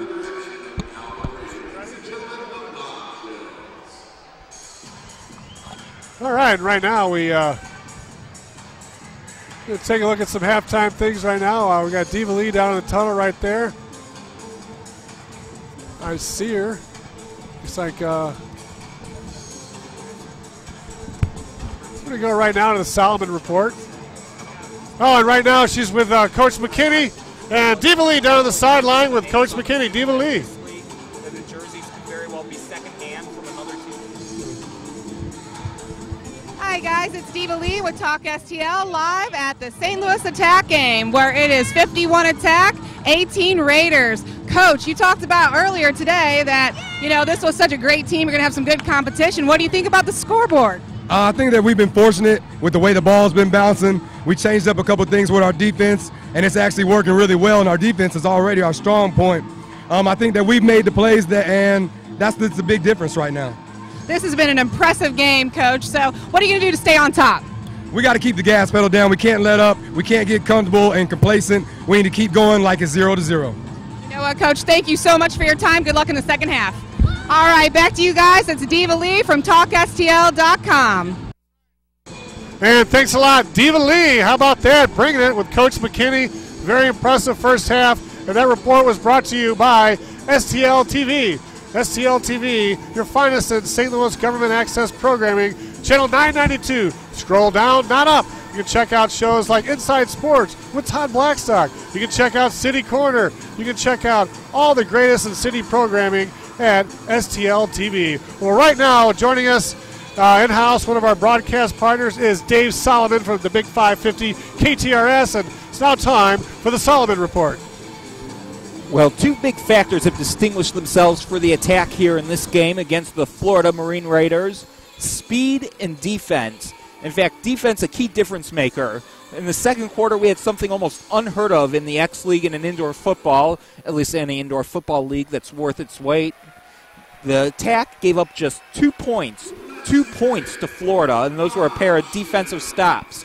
So the Attack basically have shut out Florida in the whole second quarter on offense. Another big key, interceptions. The Attack with 4 of them, 3 of them for touchdowns, and in the X League, a touchdown is a pick 8. Marcus Dickinson with a pair of interception returns for touchdowns. Brian Lowry also had a pick 8. And then The Attack also with one more interception here on the day.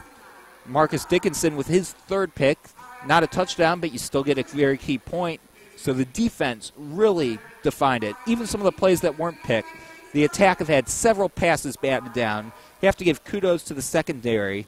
I know even though he hasn't showed up on the score sheet with interceptions, Mariana Large, too, in the backfield. He had a couple key breakups as well. Some of those plays, goal line stands, really setting up the Attack to come back the other way. Also, a very early defining factor for the Attack. Wide receiver and kick returner DeAndre Jackson just missed winning the X-Dash to open the game. If you haven't tuned into the X-League action, the X-Dash starts a game in place of the coin toss where two players start on their backs at midfield, then have to pick up the ball and race to the end zone. Well, in this game, Jackson fumbled the ball, still almost made it, just barely was beat out by Josh Smith of Florida, but it didn't matter. The Attack started with the ball, were on their way, but DeAndre Jackson never even got the ball in the second quarter. He's leading the Attack with 5 receptions for 65 yards and a touchdown. Mike McMullen stepping in, taking over the reins at quarterback. He's been very accurate on the evening. 8 of 11 passing for 1 interception, 85 yards, 2 touchdowns. I should add 2 touchdowns, good for 12 points. But again, as I said before, the defense has been the deciding factor for the Attack. I encourage you to keep listening to all the great action, St. Louis Attack, St. Louis Ambush, as well as the St. Charles Chill, and coming this summer, the River City Rascals. You can hear it all right here on TalkSTL.com. It's much better than radio. No limits, no big corporate bosses sitting in a fat seat in New York City trying to tell you what you want to hear. We're St. Louisans. We like radio in St. Louis. Talk STL has that. Lots of great veterans. You even got the lovely Diva Lee. Just check us out on our website, TalkSTL.com. It's the most entertaining talk. It's too hot for radio. Not too hot for you to listen to with the family, but too hot for radio. It's better than radio. TalkSTL.com. I'm David Solomon. You heard the Solomon Report, and you are listening to St. Louis Attack Football on TalkSTL.com. Thank you very much, Mr. Solomon, with a wonderful report there. And Diva Lee's killing it out there, doing a little halftime promotion right there. She's doing double duty here tonight, Mike. So what do you think about that? The guys tried to kick the field goals. They didn't make it. And right now, that'll take us to a halftime break with 9:20 to go at halftime. We'll be back with third quarter action and some more halftime talk after this. You're listening to TalkSTL.com. You're listening to TalkSTL.com, the home of St. Louis Attack football. Here at TalkSTL.com, we're always in storm mode. But with the severe weather season upon us, you need a company you can trust when repairing the damage to your home or property. When no one else can, Zykan. Zykan Exteriors takes the hassle out of the long and drawn-out process of dealing with your insurance company. From meeting the adjuster to handling all your paperwork to getting all your depreciation released, Zykan Exteriors is there for you. With an A+ rating with the Better Business Bureau and an Owens Corning preferred contractor, Zykan Exteriors has been taking care of all of your construction needs since 1949. In St. Louis, the Metro East, and all surrounding areas, Zykan Exteriors is there for you. Call now to schedule your free repair inspection and get your home repaired today. 636-345-6873. Just tell them you heard about them right here on TalkSTL.com. That's 636-345-6873. When no one else can, Zykan.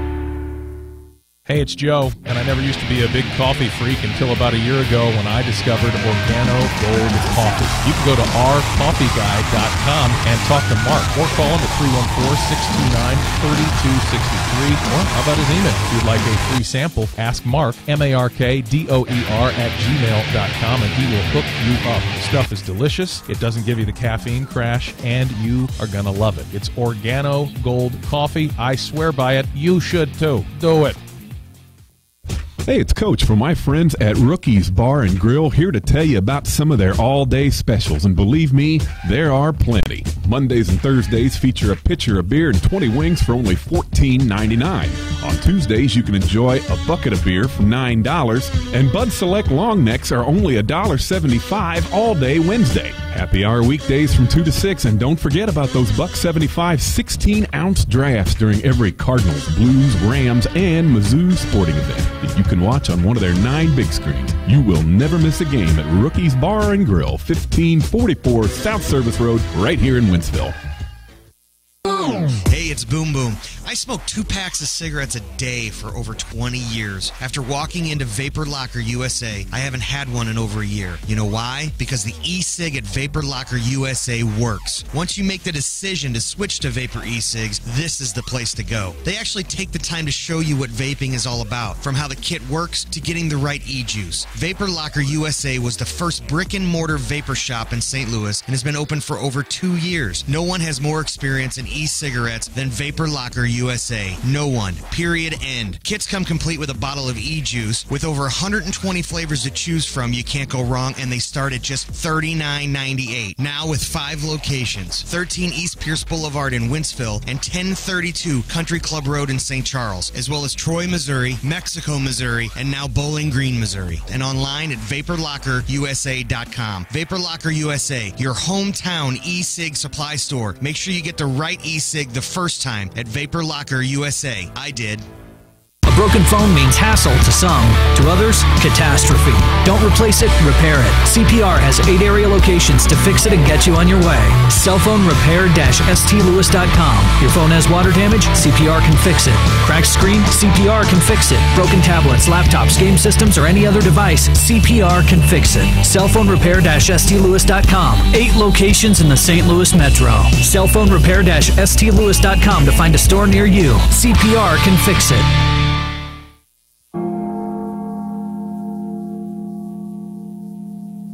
Here's a number you need to put in your phone right now, 314-291-8899. That's our friend, attorney at law, Jason Faust. And trust me, from a guy who's been married 14 times, I know good and bad attorneys. You need a guy you can trust. That is Jason Faust. That's F-A-U-S-S. Whether you're talking bankruptcy, criminal defense, DUI, DWIs, family laws, you name it, he's your guy. Find him on FaustLaw.com. If you or a loved one are in need of a lawyer, give our friend Jason Faust a call. He'll help you out. 314-291-8899. He's a good guy. He's on the show every Friday. We know Jason Faust, and he's a reasonable priced lawyer. So call him today. That number again, 314-291-8899 for attorney Jason Faust, F-A-U-S-S. He's local, just like you. The decision to hire an attorney is an important one and should not be based solely on advertising. Hi, it's Joe, and I'm awake today. You want to know why? Organo Gold Coffee. I discovered this about a year ago, and I can't stop drinking because there's no caffeine crash. It doesn't raise my stress level like life does. It doesn't dehydrate me. It balances my pH level. I get a lot of energy out of it. It's easy to make, and it's darn tasty. If you have not tried Organo Gold Coffee, you need to. You can go to ourcoffeeguy.com. It's easy. It's simple. It's coffee. It's Organo Gold.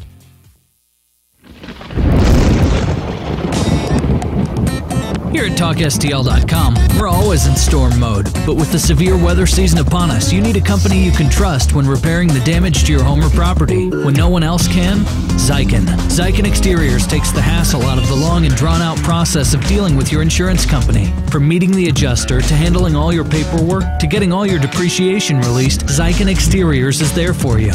With an A-plus rating with the Better Business Bureau and an Owens Corning preferred contractor, Zykan Exteriors has been taking care of all of your construction needs since 1949. In St. Louis, the Metro East, and all surrounding areas, Zykan Exteriors is there for you.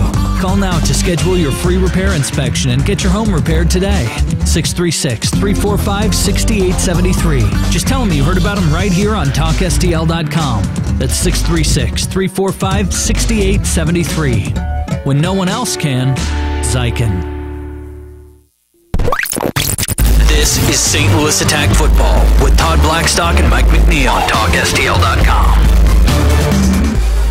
And it's halftime out here at the St. Charles Family Arena. 51-18, St. Louis Attack over the Florida Marine Raiders. And joining me right now is Diva Lee. Michelle, how are you? Oh, man, I am having an amazing time here at this game tonight. I'll tell you what, this is some great competition out on this field. You know, you look good down there doing your reports before the game. We caught up to you right as you started the report. You had a phenomenal halftime report there with Coach McKinney. Thank you. You know, what did you see in his body language? Because he's up 51-18 right now. You can never be too safe in this league, but he seems like he's a pretty confident guy. Yeah, you know, I think he's enjoying this game thoroughly. I think in his mind, he wanted competition, he wanted to play hard, and his boys are pulling it out for him. He's one of the all-time leading receivers and touchdown leaders in the Arena Football League, and now he's giving it back to the community. You're giving it back to the community today as well, Diva Lee. Thank you. You didn't know you were going to be doing all this stuff with the St. Louis Attack in-game stuff, did you? I didn't. You know what? I've been able to go out there and do the promotions and work with the kids and get some fun prizes out to them. So I've been having an exciting night out here tonight. Thank you, Talk STL. Yeah, so what are your thoughts about the game so far? It's been a great game, and look at the atmosphere. All the kids running around, and you did a couple contests over there, so you're right there within the action. You know, as beautiful as it is outside and so many things going on in downtown St. Louis, there's just an amazing crowd out here to support the St. Louis Attack. And you know what? I mean, these players see it, and they're feeling it, and they are giving us a great show. All right, well, we'll look forward to hearing from you again at the end of the game. Just freewheel it, grab whoever you can. Hopefully it's Coach McKinney again. Maybe the Attack goes 3-0. Or I'm trying to think. Or you grab one of the players. Oh, yeah. I definitely am going to do that. So I'll let you guys get back at it. Thank you, Todd. All right, that's Diva Lee, Michelle Lee Prater, our sideline reporter for TalkSTL.com, and she's doing a lot of in-game work here with the St. Louis Attack at halftime down here at the St. Charles Family Arena. And joining me now is Mike McNeil. Mike is getting ready to – this is kind of your farewell, isn't it, Mike, in St. Louis, as you're getting ready to head down to the East Coast. Yep, about to start a new chapter, moving to Charlotte, and starting OTAs and the off-season workouts on April 21st. So what are you going to miss most about St. Louis?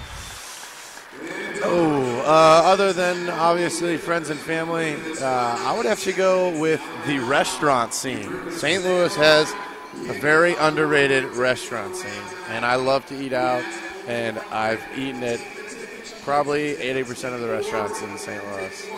Yeah, St. Louis, and, all the Italian families, I think they're all like, not inbred, but they're all, related in somehow or another. They're all cousins and sisters and brothers and distant relatives. I mean, the Minios and the Giovannis, and they're all somehow connected, and they all have really great food. They do. I was actually just at the Hill. I just went to Lorenzo's Trattoria. It was wonderful. And you been golfing all day today? I did. I went golfing today. Played at Aberdeen. Boy, I love playing golf, but it is frustrating as can be. And I just wish my game could improve a little more. I'm just not quite where I want to be. That little white ball is very frustrating, isn't it? Yeah, I need either like a bigger ball or a larger hole to hit it in. One of the two. I mean, my score would probably be a lot better if that were the case. Well, you're a big soccer fan growing up, Mike. And yeah.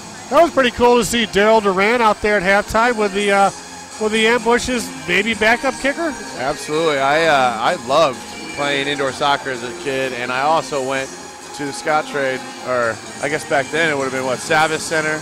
Yeah. To watch the Ambush and Daryl Duran, and yeah, it's cool to see him now and see what he's doing with the Ambush and helping out. It's great to see. All right, and Dave Solomon's with us. He's our third man in the booth.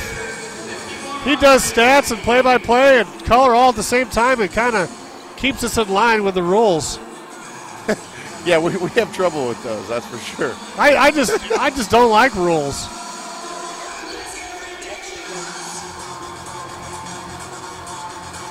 The X League has a lot of its wrinkles as we are underway here in the second half. A kickoff return about to the 15-yard line. Reggie Ellis again. So the thing that reminds me or really surprises me about Dave is that he can be looking down and typing, and he's also watching the play with his left eye, and he's typing and looking down with his right eye. So, Dave, are your eyes ambidextrous? Or? My eyes are all over the place. A lot of action to watch here at the Family Arena. Often I'm talking about one thing, typing another, and looking at yet a third. Hey, look at that up there. Lots of cute kids up there on the scoreboard, and it's just a fun family atmosphere down here. All right, folks, back to the action. It was Dave Solomon, Mike McNeil, Diva Lee, and myself, Todd Blackstock, Set to bring you here the second half action. St. Louis Attack football. Griffin back to pass. He's got a man on the near side. He runs into the first down marker, and there's a whistle, and it looks like he's right there. We'll check the spot. Yeah, Marcus Dickinson's having himself a good game. Another tackle and 2 pick-8s already. So, Mike, if you're Coach Mink of Florida, what do you tell your team at halftime? Maybe they're down 30, 33 points. I think I'd talk to Chris Griffin and tell him that he needs to get going and get in a groove. I'd start calling some short, quick passes for him to get going because he had a rough second quarter there. It also seems like when he's rolled out, he's had some running room, but he's elected to throw. It's also a credit to the attack. They've just played good defense. They've gotten pressure and they've covered well and they've been opportunistic. So it's also a credit to how they're playing, not necessarily Chris Griffin playing horribly.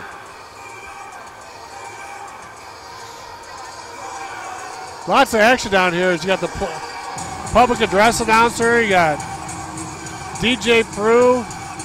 You got screaming fans. Just a rowdy atmosphere down here.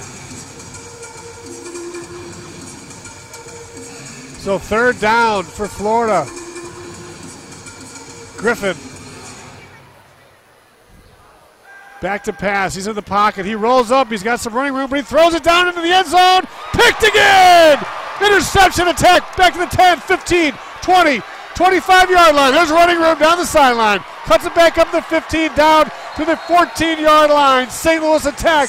Another interception. Yeah, number 10, Brian Lowry, had a chance almost for another pick-8. Defensive backs are playing great tonight. That's the 5th interception, I believe. They have 5th interception, 2nd of the game for Lowry, and a valuable point, setting up the attack for 6, 7, 8 more. How about that? Coach Mink's got to talk to Griffin. He's just throwing him up, and he's just force-feeding him over to the attack at this point. Yeah, he's kind of hanging him up there with too much loft. It's like he's getting the attack players a lot of time to react because they're looking at the ball, and sometimes the Florida receivers may not have turned back yet. So actually the defensive back sometimes has an advantage with the way Griffin's throwing the ball. Yeah, Griffin should have tucked it and ran it on the last one. That was a poor decision. I think several times in this game Griffin's had the opportunity to tuck it and run, but maybe he saw some film of what happened to Walsh on the attack, and he doesn't want the same thing to happen to him. Nice play by Prince Hall there making that tackle because Grady might have gone into the end zone if he hadn't a shoelace tackled him right there. Hall was denied several times in the first half at the goal line. As Coach McKinney said the first half to Diva Lee in the halftime interview, our defense is our strength. Yeah, no, he's hyped up the defense before the game, and they've lived up to it right now with several turnovers and a couple scores as well.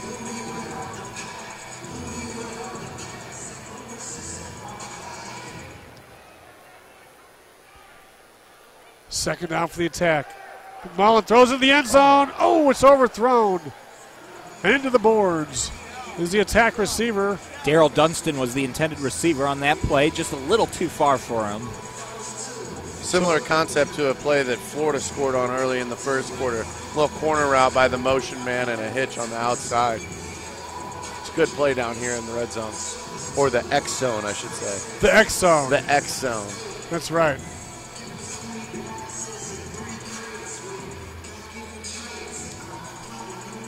You're getting excited listening to this game. You got to come out and see it in person. You can always go back and check it out on Talk STL later, but for great information about how to come on out, like the St. Louis Attack on Facebook as well as TalkSTL.com. All right, third down. 10:55 to go in the third. Quick hitter on the left side, and it's down inside the 10-yard line. Should bring up fourth down for the attack. Fourth down at about 6. I mean, you could bring Noel out and go for a field goal. They got to. I think he could make it. This would be a great time for a field goal. He's kicked all right tonight, and you got a pretty big lead. It's not a bad choice, but looks like they're going to elect to go for it instead. Any points are good points. 10:22 and counting here in the third quarter.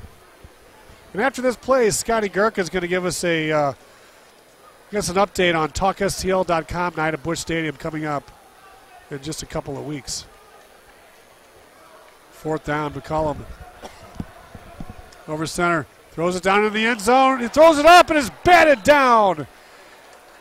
And the attack will turn it over on downs. 1st and 10, Florida. Yeah, point. And right now we've got the Raiders on that one. We've got Scott Kirkin right now going to tell us about TalkSTL.com night at Busch Stadium. Oh, thank you, Todd. As I move over to the mic here.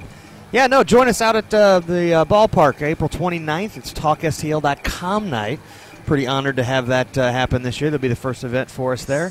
And tickets just $12. You can go to cardinals.com/TalkSTL. Use coupon code TalkSTL. $12 tickets, and look forward to seeing everyone down there. So please come join us with TalkSTL and the St. Louis Cardinals. Back to Todd.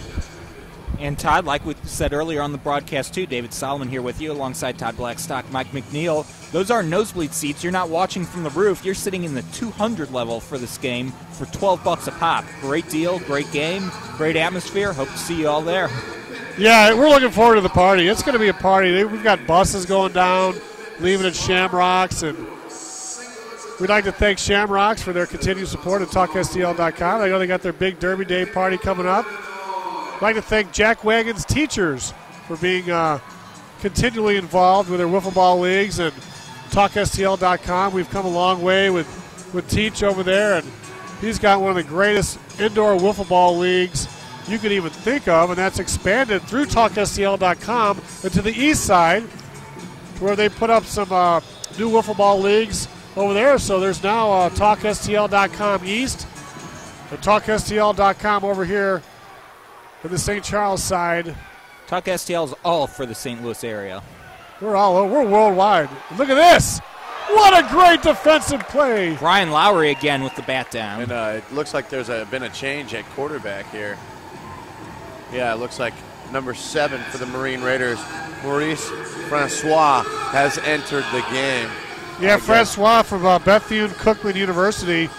I tell you got to do something there, Mike. I mean, when you're down 52-19 and your quarterback's thrown 4 or 5 interceptions, you got to make a move. Yeah, I was saying right out of halftime that he needed to get Chris Griffin in a rhythm, and obviously coming out and throwing a pick's not going to help. So we'll see what Francois can do, but he's got to do a little bit better than Chris Griffin was doing.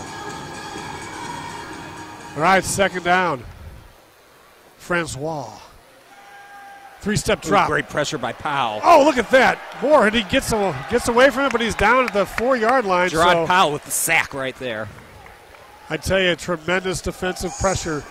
Yeah, the D-line's been playing great all night. I mean, we expect nothing less from those guys knowing what they can do, but Quinn, Powell, Henry, and Noah played a heck of a game. Yeah, and Bernard Quinn from Southeast Missouri State University, 6'3", 290 pounds, played last year with the Missouri Monsters, and that was one of their big off-season signings, was bringing Big Bernard back.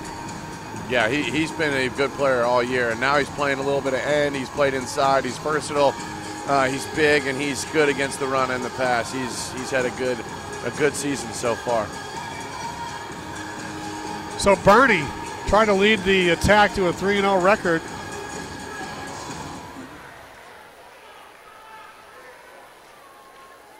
Third down, Francois back to pass.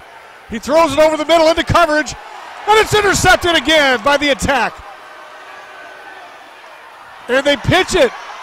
A lateral to the play, still alive. Powell lateraling off to Whittier. Whittier at the 20-yard line. Flag on the play. Whittier still scrambling, gets to the 15. Over the board. Into the crowd. Wow. Flag you got down. Fans over there. There's oh my God, a massive pileup. And I tell you got fan involvement with this game right here. Was on the play holding number 77 on the offense. After the interception, we have blocking the back by number 39. Plays offset. Change of possession, 1 point for St. Louis. So they get to keep the point because the turnover has already taken place. Now, I'm not really sure what Florida game plan is offensively. I mean, they are literally just chucking the ball downfield. And, I mean, they're just resulting in one interception after the other. I mean, they got to get some quick passes out. They were at least running the wide receiver screen for some good yardage earlier, but now they just seem to scramble and chuck it downfield. They need to come up with a new game plan and fast, or they're going to be out of this game before they know it. I'd say very entertaining, too, is these guys are just all over the field. Great speed on that return. You know, I like the way they landed it. Why go down when you could maybe pitch back and get a few more yards? Although you got people running in 10 different directions, I guess the hit in the back is probably inevitable. Yeah, well, sometimes it works great. In this case, it worked out to be a decent play. There's also the other times where you fumble it and possibly give it back. So, worked out for the attack this time. So the attack will take over. First down, 10 yards to go.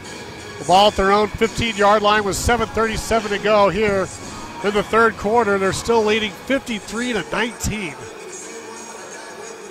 And the way they look right now, I would think they would continue to press on and try to score points.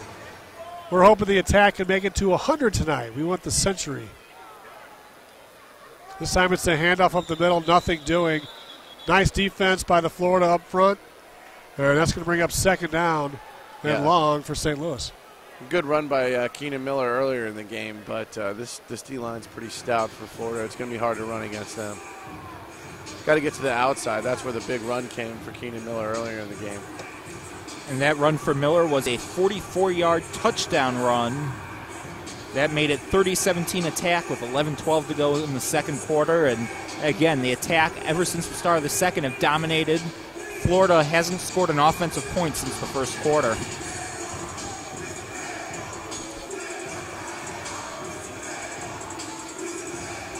So second down and long. Second and 11. McCullum back to pass. Quick drop. He's got his man up to 25. And knocked back to about the 22-yard line, close to midfield. And short of a first down. Another pitch and catch for the attack. That's just McMullen hitting the hitch a couple yards downfield. Easy completion.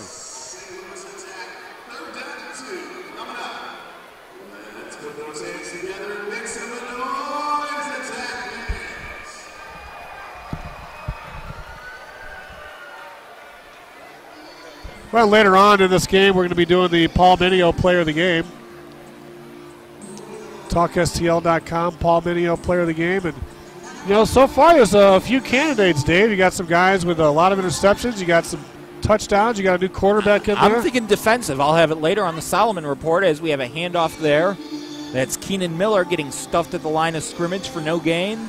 As we now have 4th down and 2 for the attack. 5:38 to go here in the third quarter. Attack up by 34. I'm with you on the defensive side. I think the player of the game is probably going to have to come from that side of the ball. They played tremendous tonight.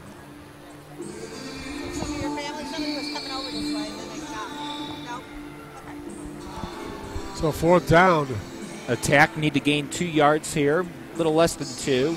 To avoid giving up a point because, again, as we've mentioned throughout the broadcast in the X League, a defensive stop means 1 point for the defense. All right, McCullum had words with Coach McKinney, but they didn't like the lineup they saw, so they're calling a timeout, and we'll take a quick break as well. You're listening to TalkSTL.com, St. Louis Attack Football. You're listening to TalkSTL.com, the home of St. Louis Attack Football.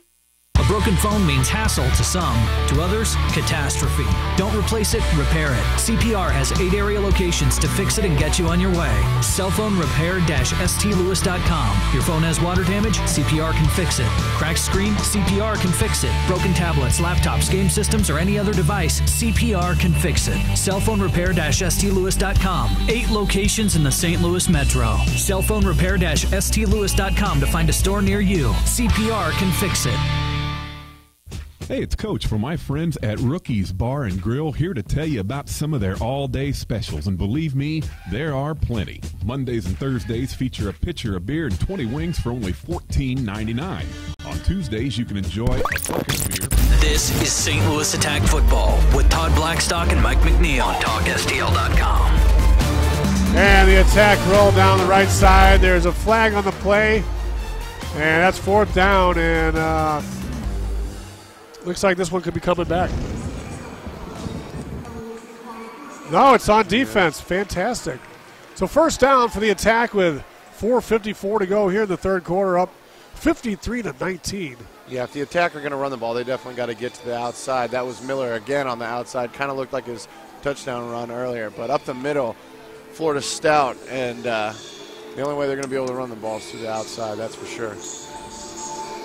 A 17-yard run for Keenan Miller. He's got carries of 44 and 17 on the game. 1st and 10, Attack. All right, man in motion. McCollum back to pass. He's got a short guy. That's down Miller to again. 5. And a nice little quick hitter right there. I like that, Dave. I like the quick hit. Just a one-step drop. Put the ball right there in the numbers at a positive yardage. Yeah, the Attack have a much better game plan right now offensively than the Marine Raiders, and they're picking them apart. They're doing a good job. So if the Attack can stay on right here, then they'll improve their record to 3-0, and they'll be atop the X League and trying to get themselves into the playoff. The playoff is between the 1st and 2nd place team for the championship, and there's nothing like bringing home a championship to St. Louis. Not at all. And right now, this is a battle of unbeaten teams. Both teams 2-0 coming in as it's 2nd down and 6 on the 6. All right, McCollum pumps, throws down in the end zone, and out of bounds, out of play. Yeah, looking for the receiver screen there to 14, DeAndre Jackson, but pretty good defense there by the Marine Raiders. That's going to bring up 3rd down.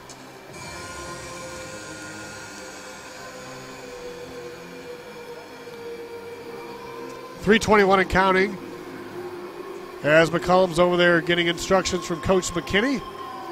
The coaches are loud out on the field in the X League action. Coach Meek, he's been out there the whole time.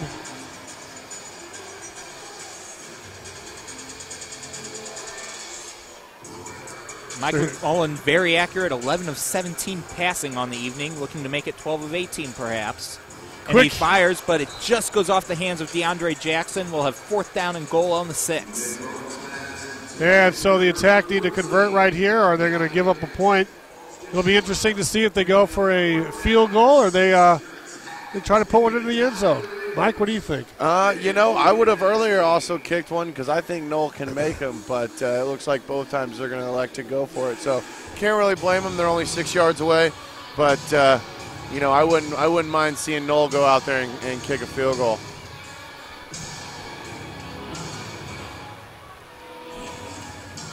All right, 4th down and 6. Looking for our first offensive points of the quarter for either team, and we're almost 13 minutes in. Quick pitch around the right side. Going down towards into the end zone. And I don't see a sign. I don't see the signal. Are they going to call him down on the inch-yard line? Wow. Unbelievable. I want to challenge. Is there an instant replay challenge possibility here? We're watching it here on the beautiful new video screens at Family Arena. Keenan Miller just got on the outside, trying to fight along the boards, and wow! I thought he extended in. It's confusing, the rule on how you're down when you hit the wall. I'm not exactly sure what it is, but cost them a touchdown and a point right there.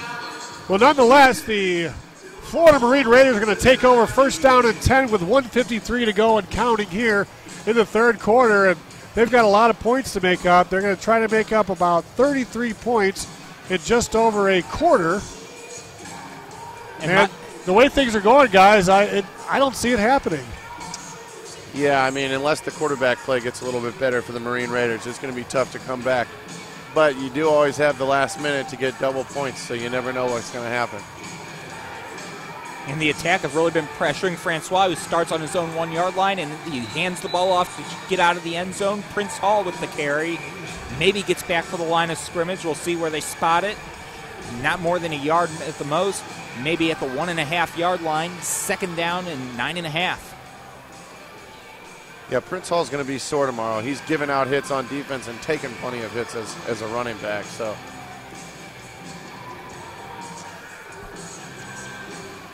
how about that? So 54 seconds and counting. So we're under a minute here in the 3rd. This game is just moving right along. We're on a beautiful Friday night in St. Louis.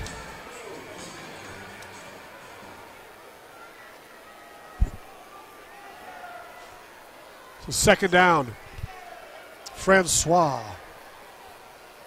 The new quarterback, he replaced Griffin after a few interceptions, and this time he takes off and runs. He makes a move out to the 20, spins around into the boards at midfield, and what an athletic play there, fellas, as Francois decides to keep that one himself, something that Griffin did not do in the first half. Yeah, it was a good decision to keep it there by Francois, but again, kind of confused. I mean, just on your own end zone, trying to throw a deep ball, just, you know, they need to get some yardage and get out of there. I mean, it was a great run by Francois, but just, again, not really sure what the Marine Raiders are trying to do offensively.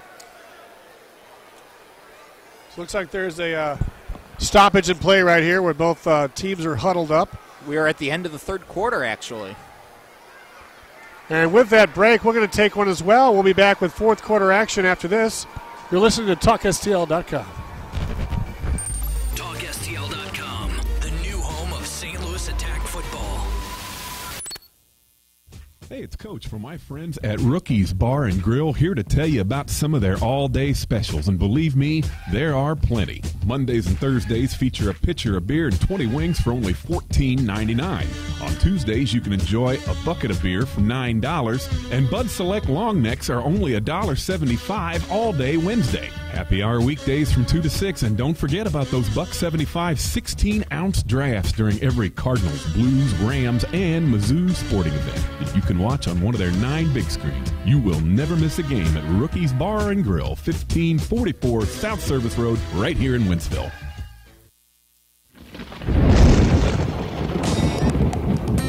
Here at TalkSTL.com, we're always in storm mode. But with the severe weather season upon us, you need a company you can trust when repairing the damage to your home or property. When no one else can, Zykan. Zykan Exteriors takes the hassle out of the long and drawn-out process of dealing with your insurance company. From meeting the adjuster to handling all your paperwork to getting all your depreciation released, Zykan Exteriors is there for you. With an A+ rating with the Better Business Bureau and an Owens Corning preferred contractor, Zykan Exteriors has been taking care of all of your construction needs since 1949. In St. Louis, the Metro East, and all surrounding areas, Zykan Exteriors is there for you. Call now to schedule your free repair inspection and get your home repaired today. 636-345-6873. Just tell them you heard about them right here on TalkSTL.com. That's 636-345-6873. When no one else can, Zykan. A broken phone means hassle to some. To others, catastrophe.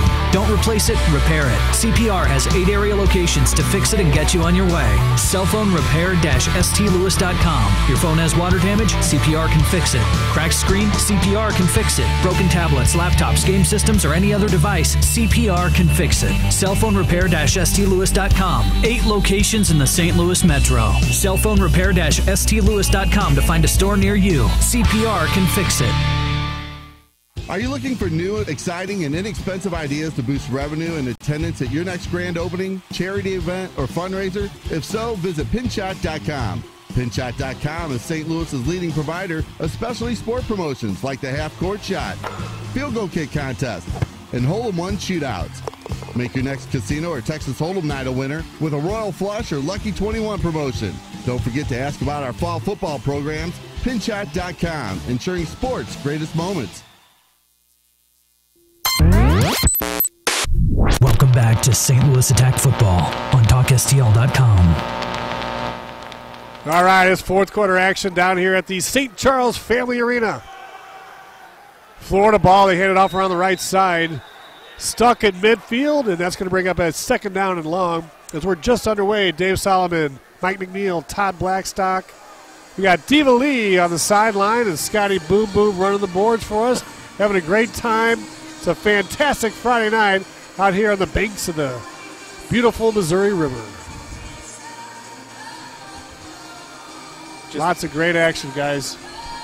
Just some unbelievable defense we've seen here in the third quarter. I don't know if I've ever watched an indoor football game that was 2-2 as far as scoring in a quarter, and all 4 of the points, defensive stops.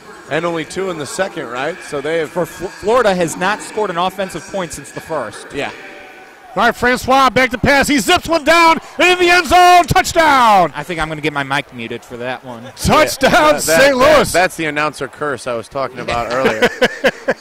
I tell you, Francois, he put some zip on that, though, guys. That was actually a nice ball right there. I mean, he put that, there was no loft, that was a rope.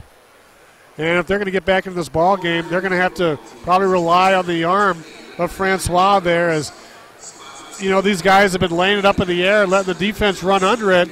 But that one right there, he just zipped it in, and I tell you what, 53-26, they're back in the ball game. Yeah, if Francois can make throws like that and then also pick up extra yardage with his feet like he did earlier, they could get back. They can get back into this game pretty quick.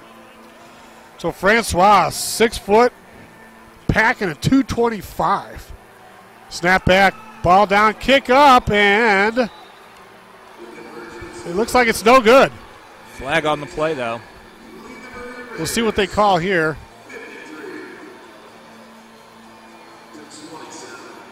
The one penalty I never see is offsides. And I swear the receiver goes past the line of scrimmage sometimes. All right, so the score is going to be 53-27 with 13:50 left here in the ball game. And things are starting to tighten up right now, as it looks like Florida may be getting on track just a little bit offensively. But I tell you what, Coach McKinney's going to bear down and talk to that defensive unit. And if anybody's going to stay solid, it's the defense and the attack.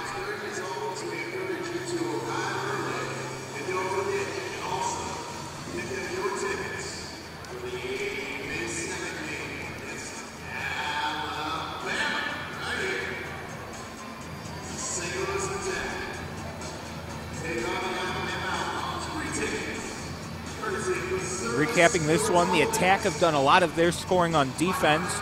Marcus Dickinson, 3 picks for him, including 2 pick eights. That's right, defensive touchdowns, 8 points. Brian Lowry also with 3 interceptions. So the Attack just getting it done on defense, and that really has been the difference maker in this game.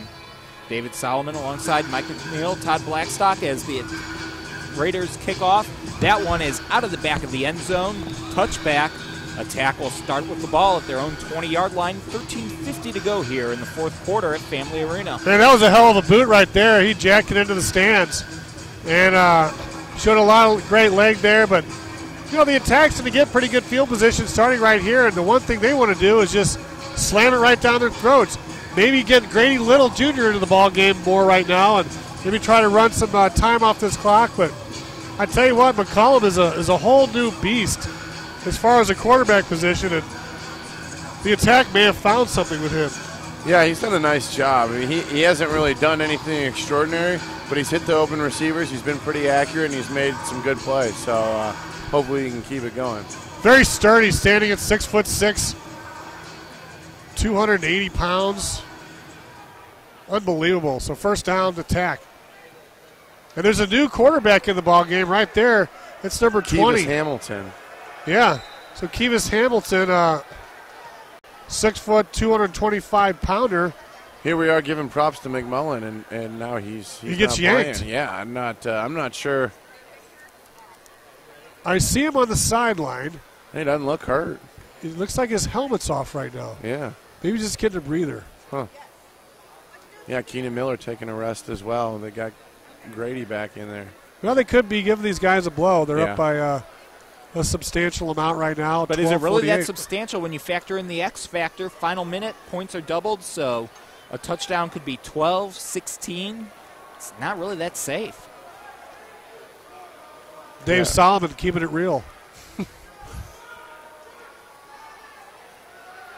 All right. He was back to pass. Yeah, I think it's time to get McCollum back in the ballgame. He's not a quarterback. He's a running back that's trying to throw the ball right now. Yeah, you can see the frustration right now as he's down there. It looks like he's talking to Coach McKinney down in the end zone right there. Coach McKinney's got to call something to help him out. I mean, they got to get the ball out of his hands fast. He needs to know where he's going with the ball right away, or else it's not going to be a good play. Or maybe they brought him in for his legs. Maybe have sprint out on a rollout or something, and if there's nobody open, run it. Yeah, no, he can definitely run, that's for sure, but got to start getting into a rhythm because he's going to have to pass it at some point. Third down, man in motion. Quarterback back to pass. Oh, there's contact and interference against Florida as number 8, Christopher Head, was wide open and he was tackled. Maurice Francois just pushed him right down. It actually looks, I don't know. We'll have to see the replay, but I thought their feet just got tangled. I didn't actually think it should have been called pass interference. Yeah, I think their feet got tangled. That's usually a 50-50 call, so that's a big play for the attack, though. They needed that. And Kivas Hamilton right there. He had a little zip on that ball. Yeah, it was a nice throw. I mean, I don't know if it would have been completed, but I think he had his feet nice ball. set. His feet were a little bit more set on that play, but very different than McMullen, who was about 1-2 step drop. There we go. There's a 2-step sidearm delivery, hits the ground. The intended receiver right there was Daryl Dunston, and that was not a very good pass. No, I mean, he's not even dropping back. He's just shuffling his feet and slinging it out there. It's I don't know what the deal is with McMullen, but they're either going to need a couple more penalties to help him out or start running the ball, one of the two.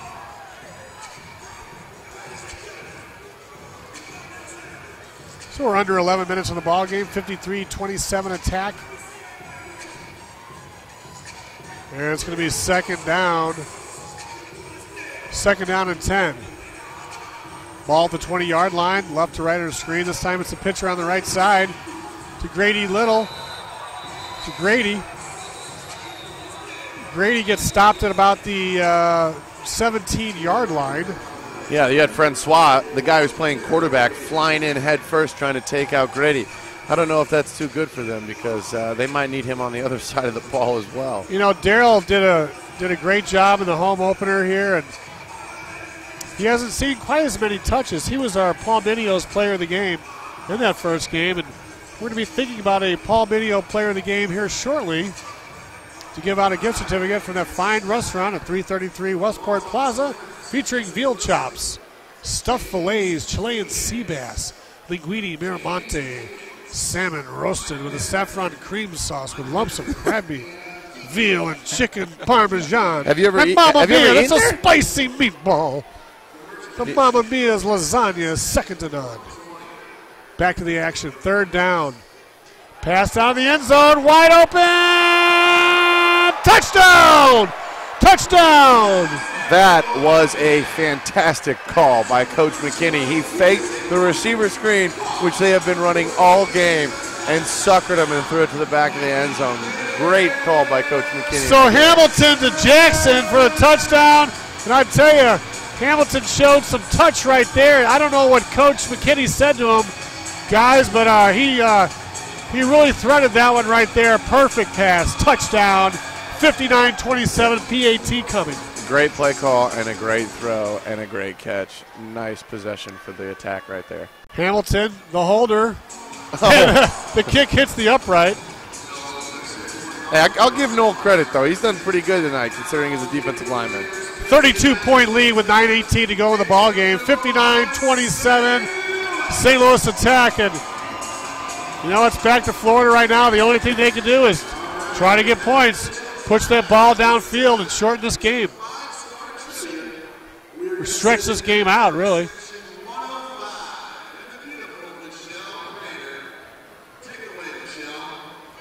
Well, it's time for Diva Lee again, folks.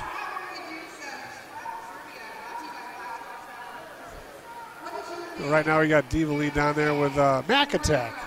Mac Attack is the mascot for the attack, and got some fun stuff going on here right now. And what is Mac Attack? Mac Attack is their announcer. No, but what he's is their he? mascot. Well, I don't know. I don't know is what he a that dog? I'm not really sure. Dave probably knows. Yeah, what do you think? Looks like he's something like maybe Bushwhacker's companion. Bushwhacker, obviously the mascot for the St. Louis Ambush. They've really kind of streamed their marketing efforts together. The Ambush. The Ambush and the Attack. It looks like the Mac's actually kind of a distant cousin of the Philly Fanatic, actually. I think they come from the same bloodlines, the same mascot animal family. So, Dave, it's baseball season now. You're down there all the time at Busch Stadium. What are thoughts and prospects for this year's St. Louis Cardinal team? The best thing about this team is the depth. Cardinals have struggled a little offensively, but I think it's key to point out that in addition to Mark Ellis being on the DL, you've got maybe one of the best AAA outfields in all of baseball in Randall Grichuk, Stephen Piscotty, and Oscar Taveras. Yeah, it might not seem that much now, but when you factor in how the Cardinals are lacking on the bench, that'll be key. The only X factor for the Cardinals, so to speak, will be, do they have enough bullpen depth to get them through the season? If not, they might have to trade one of their young bats for some help in the bullpen, maybe a veteran or two, if guys don't step up and Jason Mott doesn't come back and semi-return to form. All right, we're back to action. Florida picks the ball up at the goal line. They push it up to the 15. They're brought down about the 12. Well, they'll start out first down at 10. And, Dave, a lot of people are wondering how long it's going to take Oscar Taveras to get up to the big leagues to stay. I know they want to keep him down there, keep his options going down there, but you know, if Peter Borges and John Jay continue not to hit, and if John Jay can't throw a runner out from second base on a tag up from third, Taveras may be up before you know it. Now, we all know John Jay's arm, but let's not kid you. Billy Hamilton isn't the only runner, but I wouldn't even be talking Taveras. You could argue that he might be the third best outfielder in that Memphis outfield. That's how impressive Stephen Piscotty has been. Just tore the cover off the ball in spring training. And Randall Grichuk, boy, he's maybe Peter Burgess' equal defensively, and he can hit. He was a top prospect, drafted ahead of Mike Trout. Wow, Mike Trout from the Angels. Well, here's Francois. He tucks it up. Nice move. Past midfield, jukes it down inside attack territory, down around the 20-yard line. And a big first down as Francois uses his legs. And I thought that was a very heads-up play. Yeah, nice for him to tuck and run there. I mean, all night, Chris Griffin was just chucking the ball downfield, and it wasn't working out. So it's good that Francois started to run and open up the offense a little bit because of it. So first down and 10, ball at the 20-yard line. Going right to left if you're watching the live stream. We're at the 8-minute mark, 59-27. And Florida on the move. Francois back to pass. He zips one down in the end zone. Oh! And the receiver runs into the board and runs into the fan and has a word or two with the fan. They're John. Fan shoves a receiver when he's trying to catch the ball. Is that legal? Gosh, I saw that happen with Matt Adams the other day. Matt Adams shoved a fan. Yeah. I don't really think it was much of a shove. It was kind of a love tap. Kind of a glove tap, right? I like the arm of Francois. I mean, I think that was a big move, bringing him into the ballgame. I'm not sure why it took so long because he seems to be more athletic. Looks like security is going to make that fan leave. Looks like he might be getting booted out for interfering with the game. Oh, yeah. He got the boot. There's no messing around here. He can't. But he's getting applauded because he stopped a possible touchdown from happening. Gosh, Francois again, dancing around the pocket. He's got a lane. He's going down inside the 5, ball towards the end zone, and a touchdown. Touchdown, Francois with 6:55 to go, and Florida cuts into the attack lead. It's now 59-33. I'm just wondering what the score would be if they had made a change quicker to Francois. Well, if he would have started the Griffin. game. I mean, yeah. He's electric. Wow. Now, Dave, you've been down here for many years, watching the River City Rage and the attack, the Monsters. So they just disqualified and kicked the fan out there because they kind of collided there at the boards in the end zone. How do you feel about that? Well, I've never seen a fan get ejected for that, but if you're a fan, you got to know you can't lean over to the field of play. If you want to go on the field afterwards, there's a post-game autograph session as Cortez with the point after kick. It was good. 59-34 now. The attack lead by 25, 6:27 to go, fourth quarter. Now, before that touchdown, we were talking about the Cardinals and Oscar Taveras. I mean, he was perhaps the #1 recruit, one of the highest-rated prospects in all of Major League Baseball about a year and a half ago before he had some injuries. So what is it that has made him perhaps the third best outfielder in Memphis? You know, the ascension of the other guys, or has he just leveled off and dropped down because of injuries? Well, it's a combination of factors. Number one, you have the whole X factor injuries. You know, Taveras basically had a wasted season last year, which was to be his first in AAA. barely got on the field. Number 2, not necessarily the most mature players, had some issues both on and off the field. And 3, a lot of it is the emergence of Stephen Piscotty, who's converted from an infielder to an outfielder, and the acquisition of Randall Grichuk, who was a former Angels first-round pick, battled a few injury problems of his own in the past, but was actually drafted right up there with Mike Trout, but the Angels deemed him expendable. So it's really all of those factors. A little bit's on Oscar, but some of it's the guys who are around him. Onside kick, and the Dunston attack got pick that it one. up. Yeah, he gets it back in midfield, and he goes down. And I tell you, to me, he reminds me a little bit of Yasiel Puig. I saw Puig in the playoffs last year up close, and I was sitting right on the field near the right field bleachers, and he was playing right field, and his body language was very weird. He was lackadaisical, aloof at times, and he's very, he's kind of an enigma. But I'm hoping that Oscar Taveras doesn't follow in that footstep or become that kind of a player, because nobody is not expendable. I don't think he will become that kind of player, because you look at the Cardinal locker room culture as it is now under 6 minutes to go. First down and 10. Attacks start the ball on their 23-yard line. Kivas Hamilton remains at quarterback, looking back to pass, and has it tipped and batted down by Florida Marine Raiders. That was Raytron Lamar with the tip. But back to what we were saying about Oscar Taveras, I don't think the Cardinals clubhouse culture is conducive and will allow a player like that. I think that with some of the quality veterans in that clubhouse, whether you're talking about a Matt Holliday, a Yadier Molina, even a young veteran, Matt Carpenter, only in his 3rd full season in the big leagues, but is accepted as that too, Adam Wainwright. You've got enough character led by Mike Matheny, the manager, that I don't think you'll see anything like that happen in the Cardinal clubhouse. Otherwise, he won't be a Cardinal for very long. Pitch to the right side.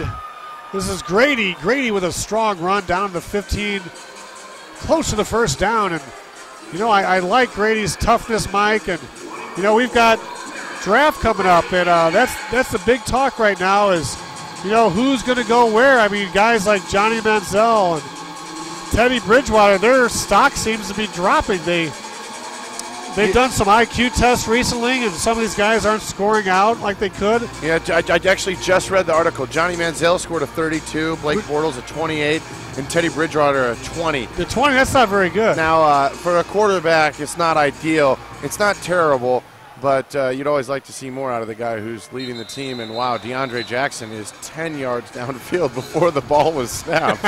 I guess they finally had a call in, huh? I guess you have to be 10 yards downfield. 5-yard penalty. 3rd down. Yeah, so the NFL, I mean, it's the off season, but there's still always NFL talk, Mike. Why is the NFL just so popular 4 seasons a year? I think the big part is just that it's such a fast-paced game. It's fun to watch. It brings the fast-paced, but also the physical side. And, they've done a good job. Roger Goodell has done a good job of marketing it, making it worldwide. There's games over in London now, and really just expanding the market and turning it into the most profitable sport right now at almost $10 billion a year. 59-34, 3:48 to go here in the ball game. Attack with the ball. This time it's a fumble. All right. Ooh, that could have been a costly turnover. Yeah, it looks like the attacker going to keep that. And you've got to be excited right now. You're getting ready to move to Carolina and, suit up with the Panthers. Cam Newton's on he's healing right now on the mend. And I know you're excited to get to meet these guys and play. Have you met any of the guys just through the NFL fraternity that play for Carolina? Yeah, one guy is actually a St. Louis player. He went to Hazelwood Central, Marvin McNutt. I played against him in high school in the state semifinals. Unfortunately, they won that game. But also a guy that I played with in Indianapolis, Mario Addison. And then now, since I was there earlier this week, I met a couple guys. I just got an update down from the attack bench. Quarterback Mike McMullen, there is nothing wrong with him physically. The attack just wanting to see up big what Kivas Hamilton could do behind center. All right, well, Hamilton in the end zone. He's just a little bit too strong on that toss right there. Going for Jackson. Just overthrew him. I guess Coach McKinney feels pretty good with the lead, 59-35 right now. And you've already had one quarterback knocked out. Maybe perhaps for the year with Walsh, he's gone in and out of the hospital with concussion-like symptoms. He's got stitches in his mouth. And right now it could be a good thing to get the starting quarterback out of there. And, heck, it looks like the defense is going to hold things up here for the attack and bring this one home. Yeah, well, I am a little confused. I probably would have played Kevis Hamilton a little later in the game, not right away in the fourth quarter, because with the 1 minute rule on scoring double, you would think that they could still mount a comeback possibly. So I might have played McMullen just a little bit more. Maybe so. And right now, guys, it's time to decide our Paul Minios, TalkSTL.com, St. Louis Attack player of the game as they go into the end zone. Touchdown! Touchdown! Well, we might be talking a bit prematurely here, boys. I'm not declaring anything yet. That is exactly why I think McMullen should have played a little more. These days, they can come back in any minute, and especially with the 1 minute that's coming up. Right. So, guys, we do need to pick a Paul Minio player of the game. I know you guys were thinking on the defensive side. There was guys with multiple interceptions. I thought McMullen played a good game. I thought DeAndre Jackson played good offensively. What about defense? I'm going to be a little biased here, and I'm going to go with Marcus Dickinson as my player of the game. Marcus Dickinson. I'm totally unbiased, and I'm going with Marcus Dickinson, too. Marcus Dickinson, your Paul Minio's player of the game. So Marcus Dickinson for the St. Louis Attack had a fantastic game, and he's our Paul Minio player of the game. 2 pick-8s and 3 total. Is that correct? That is correct. And a 4th that he dropped right at the very beginning of the game. So he's just made a huge impact on the game, and in this league, defense gets rewarded with offense too. You can score on defense, so I think Marcus Dickinson, well, it was between him and Brian Lowry, but Dickinson, with his scoring, just got the edge. So number 23, Marcus Dickinson, a 5'9", 187-pounder from Cheyenne State University. He also played for the Missouri Monsters last year. He is our Paul Minio, Talk STL player of the game. 1:36 to go here in the fourth quarter. Interesting to see what Florida will do, whether they'll go for the onside kick, squib it here.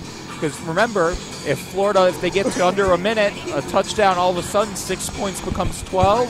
You get a 12 points, a drop kick, 2 points becomes 4. And all of a sudden you have a 16-point touchdown and you're a field goal away from taking the win. Great crowd on hand at Family Arena.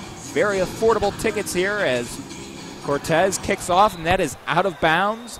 Goes out past the 20, so the Attack will get it on their own 20. 1:36 to go here in the fourth quarter. We'll see what the Attack do. Let's see who comes in at quarterback for the Attack. Mike McMullen has been sitting out in favor of Kevis Hamilton, but with the game close, it looks like Hamilton's staying in the game. Kevis Hamilton, it's his game to win or lose. McMullen staying on the bench here as the St. Louis Attack.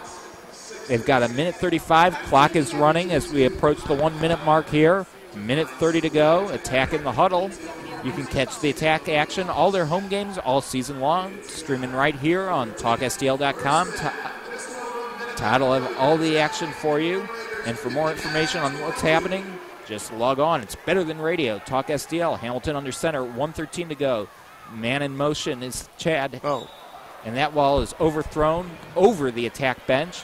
2nd down and 10 from the 20. And the Attack next week will be right back at it.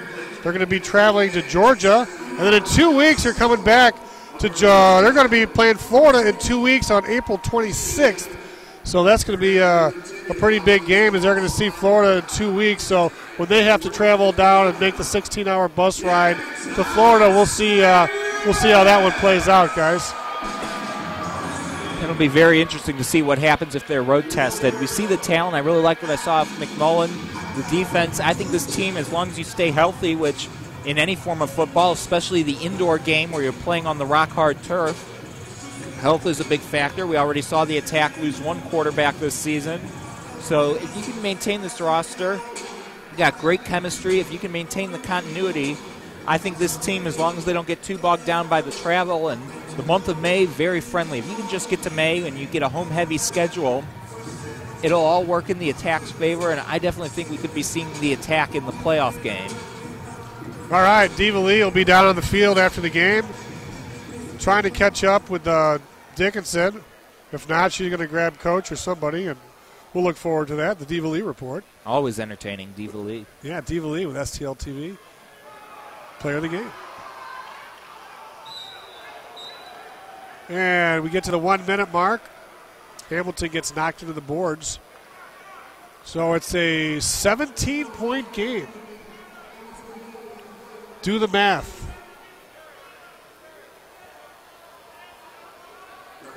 Stoppage in play.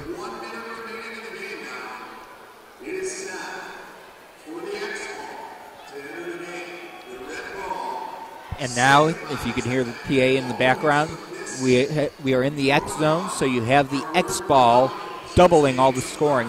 Red ball, white stitching, black X logo on the ball. And essentially, it's a one-possession game because if Florida gets the ball back, that's a point. Well, that's actually 2 points on the defensive stop. And then with touchdowns doubled, all it will take is one possession. So it's very important for the attack to put some points on the board here. 3rd down and 6. Hamilton remains under center.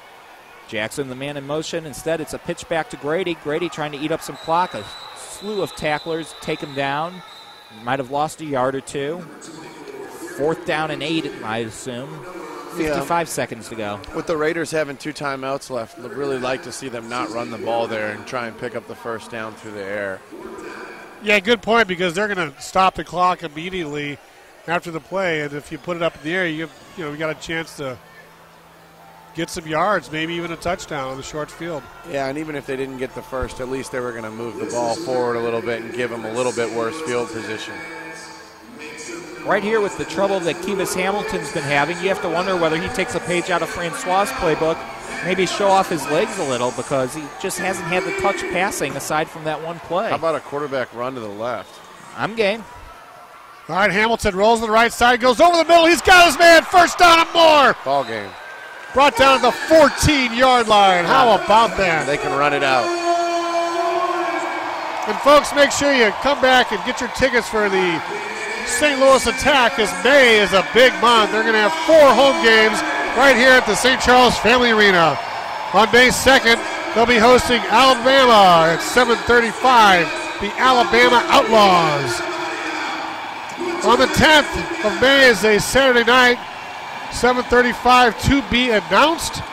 And then on the 23rd of May, it's going to be the Pennsylvania Steam at 7:35 here on Friday nights. Actually, they're now the Savannah Steam. Change in ownership, change in franchise location. Nice. That's the beauties of indoor football. You never know who you might play from one week to the next. But you do know that you can catch the St. Louis Attack right here at the Family Arena, as well as on TalkSTL.com. This is true. Man, Dave is money. He's got that computer up there. He's doing play-by-play. He whips out facts stats left and right. He just pulls it out of his Nothing gets past him either.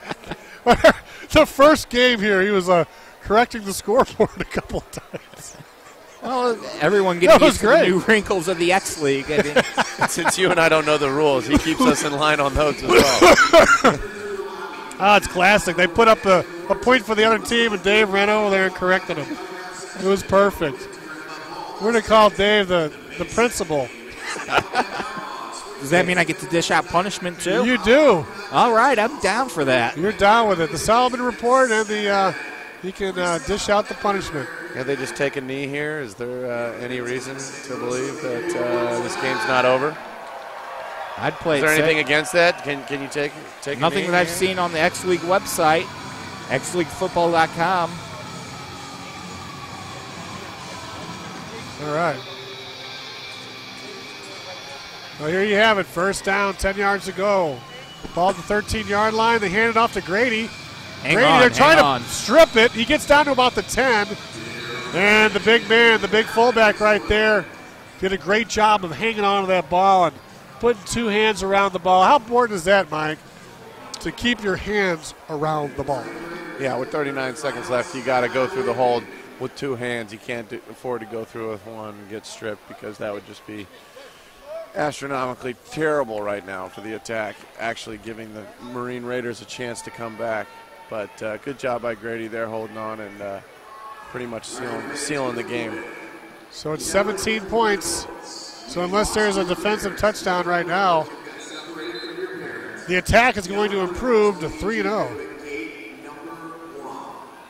Just a great start and the biggest test of the season to date for the attack. Florida was regarded as one of the top teams in the league, and who knows, if they had made a quarterback change earlier, we might be singing a different tune here in the booth. Actually, none of us would be singing, most likely. But the attack, you got to take what you're given. Big win, 3-0, top of the league. Yeah, and like we said earlier, in 2 weeks they'll be down in Florida playing the same team, and we'll see if Francois gets the start there, if they're going to go back to Griffin. It'll be interesting as Grady muscles forward for a couple more yards, and that should be the last play of the game. It is. That should be it. Dave, thank you very much for coming, leaving the Cards-Cubs game to keep us in line down here. We really appreciate it. Appreciate your Solomon report. And Mike McNeil, congratulations. And this is your farewell broadcast for the attack this year, and we'd like to wish you the best of luck. And any thoughts on making your big life change and moving out to the East Coast? Yeah, excited. You know, it's a new chapter in my life, and excited to see what Charlotte has, and excited to join the Panthers. Obviously a little sad to leave home and friends and family, but it's a new part of life, and I'm excited for it. All right now we're going to wait for Diva Lee is going to try to get with number 23, Marcus Dickinson, the Paul Video player of the game. Let's see if she can make that happen. In the meantime, Dave, what are your thoughts? Well, overall, just a solid effort. Like I said, the defense really dominated. I think those 6 interceptions, that by far was the difference maker. But I saw a lot of promise on offense from Mike McMullen. He was 11 of 18 passing before he was pulled. 1 interception, 102 yards, 2 touchdowns. I really thought he did a great job of managing the game, controlling the game, while showing some decent mid to deep touch when needed. I also thought that in indoor football, a running game, you normally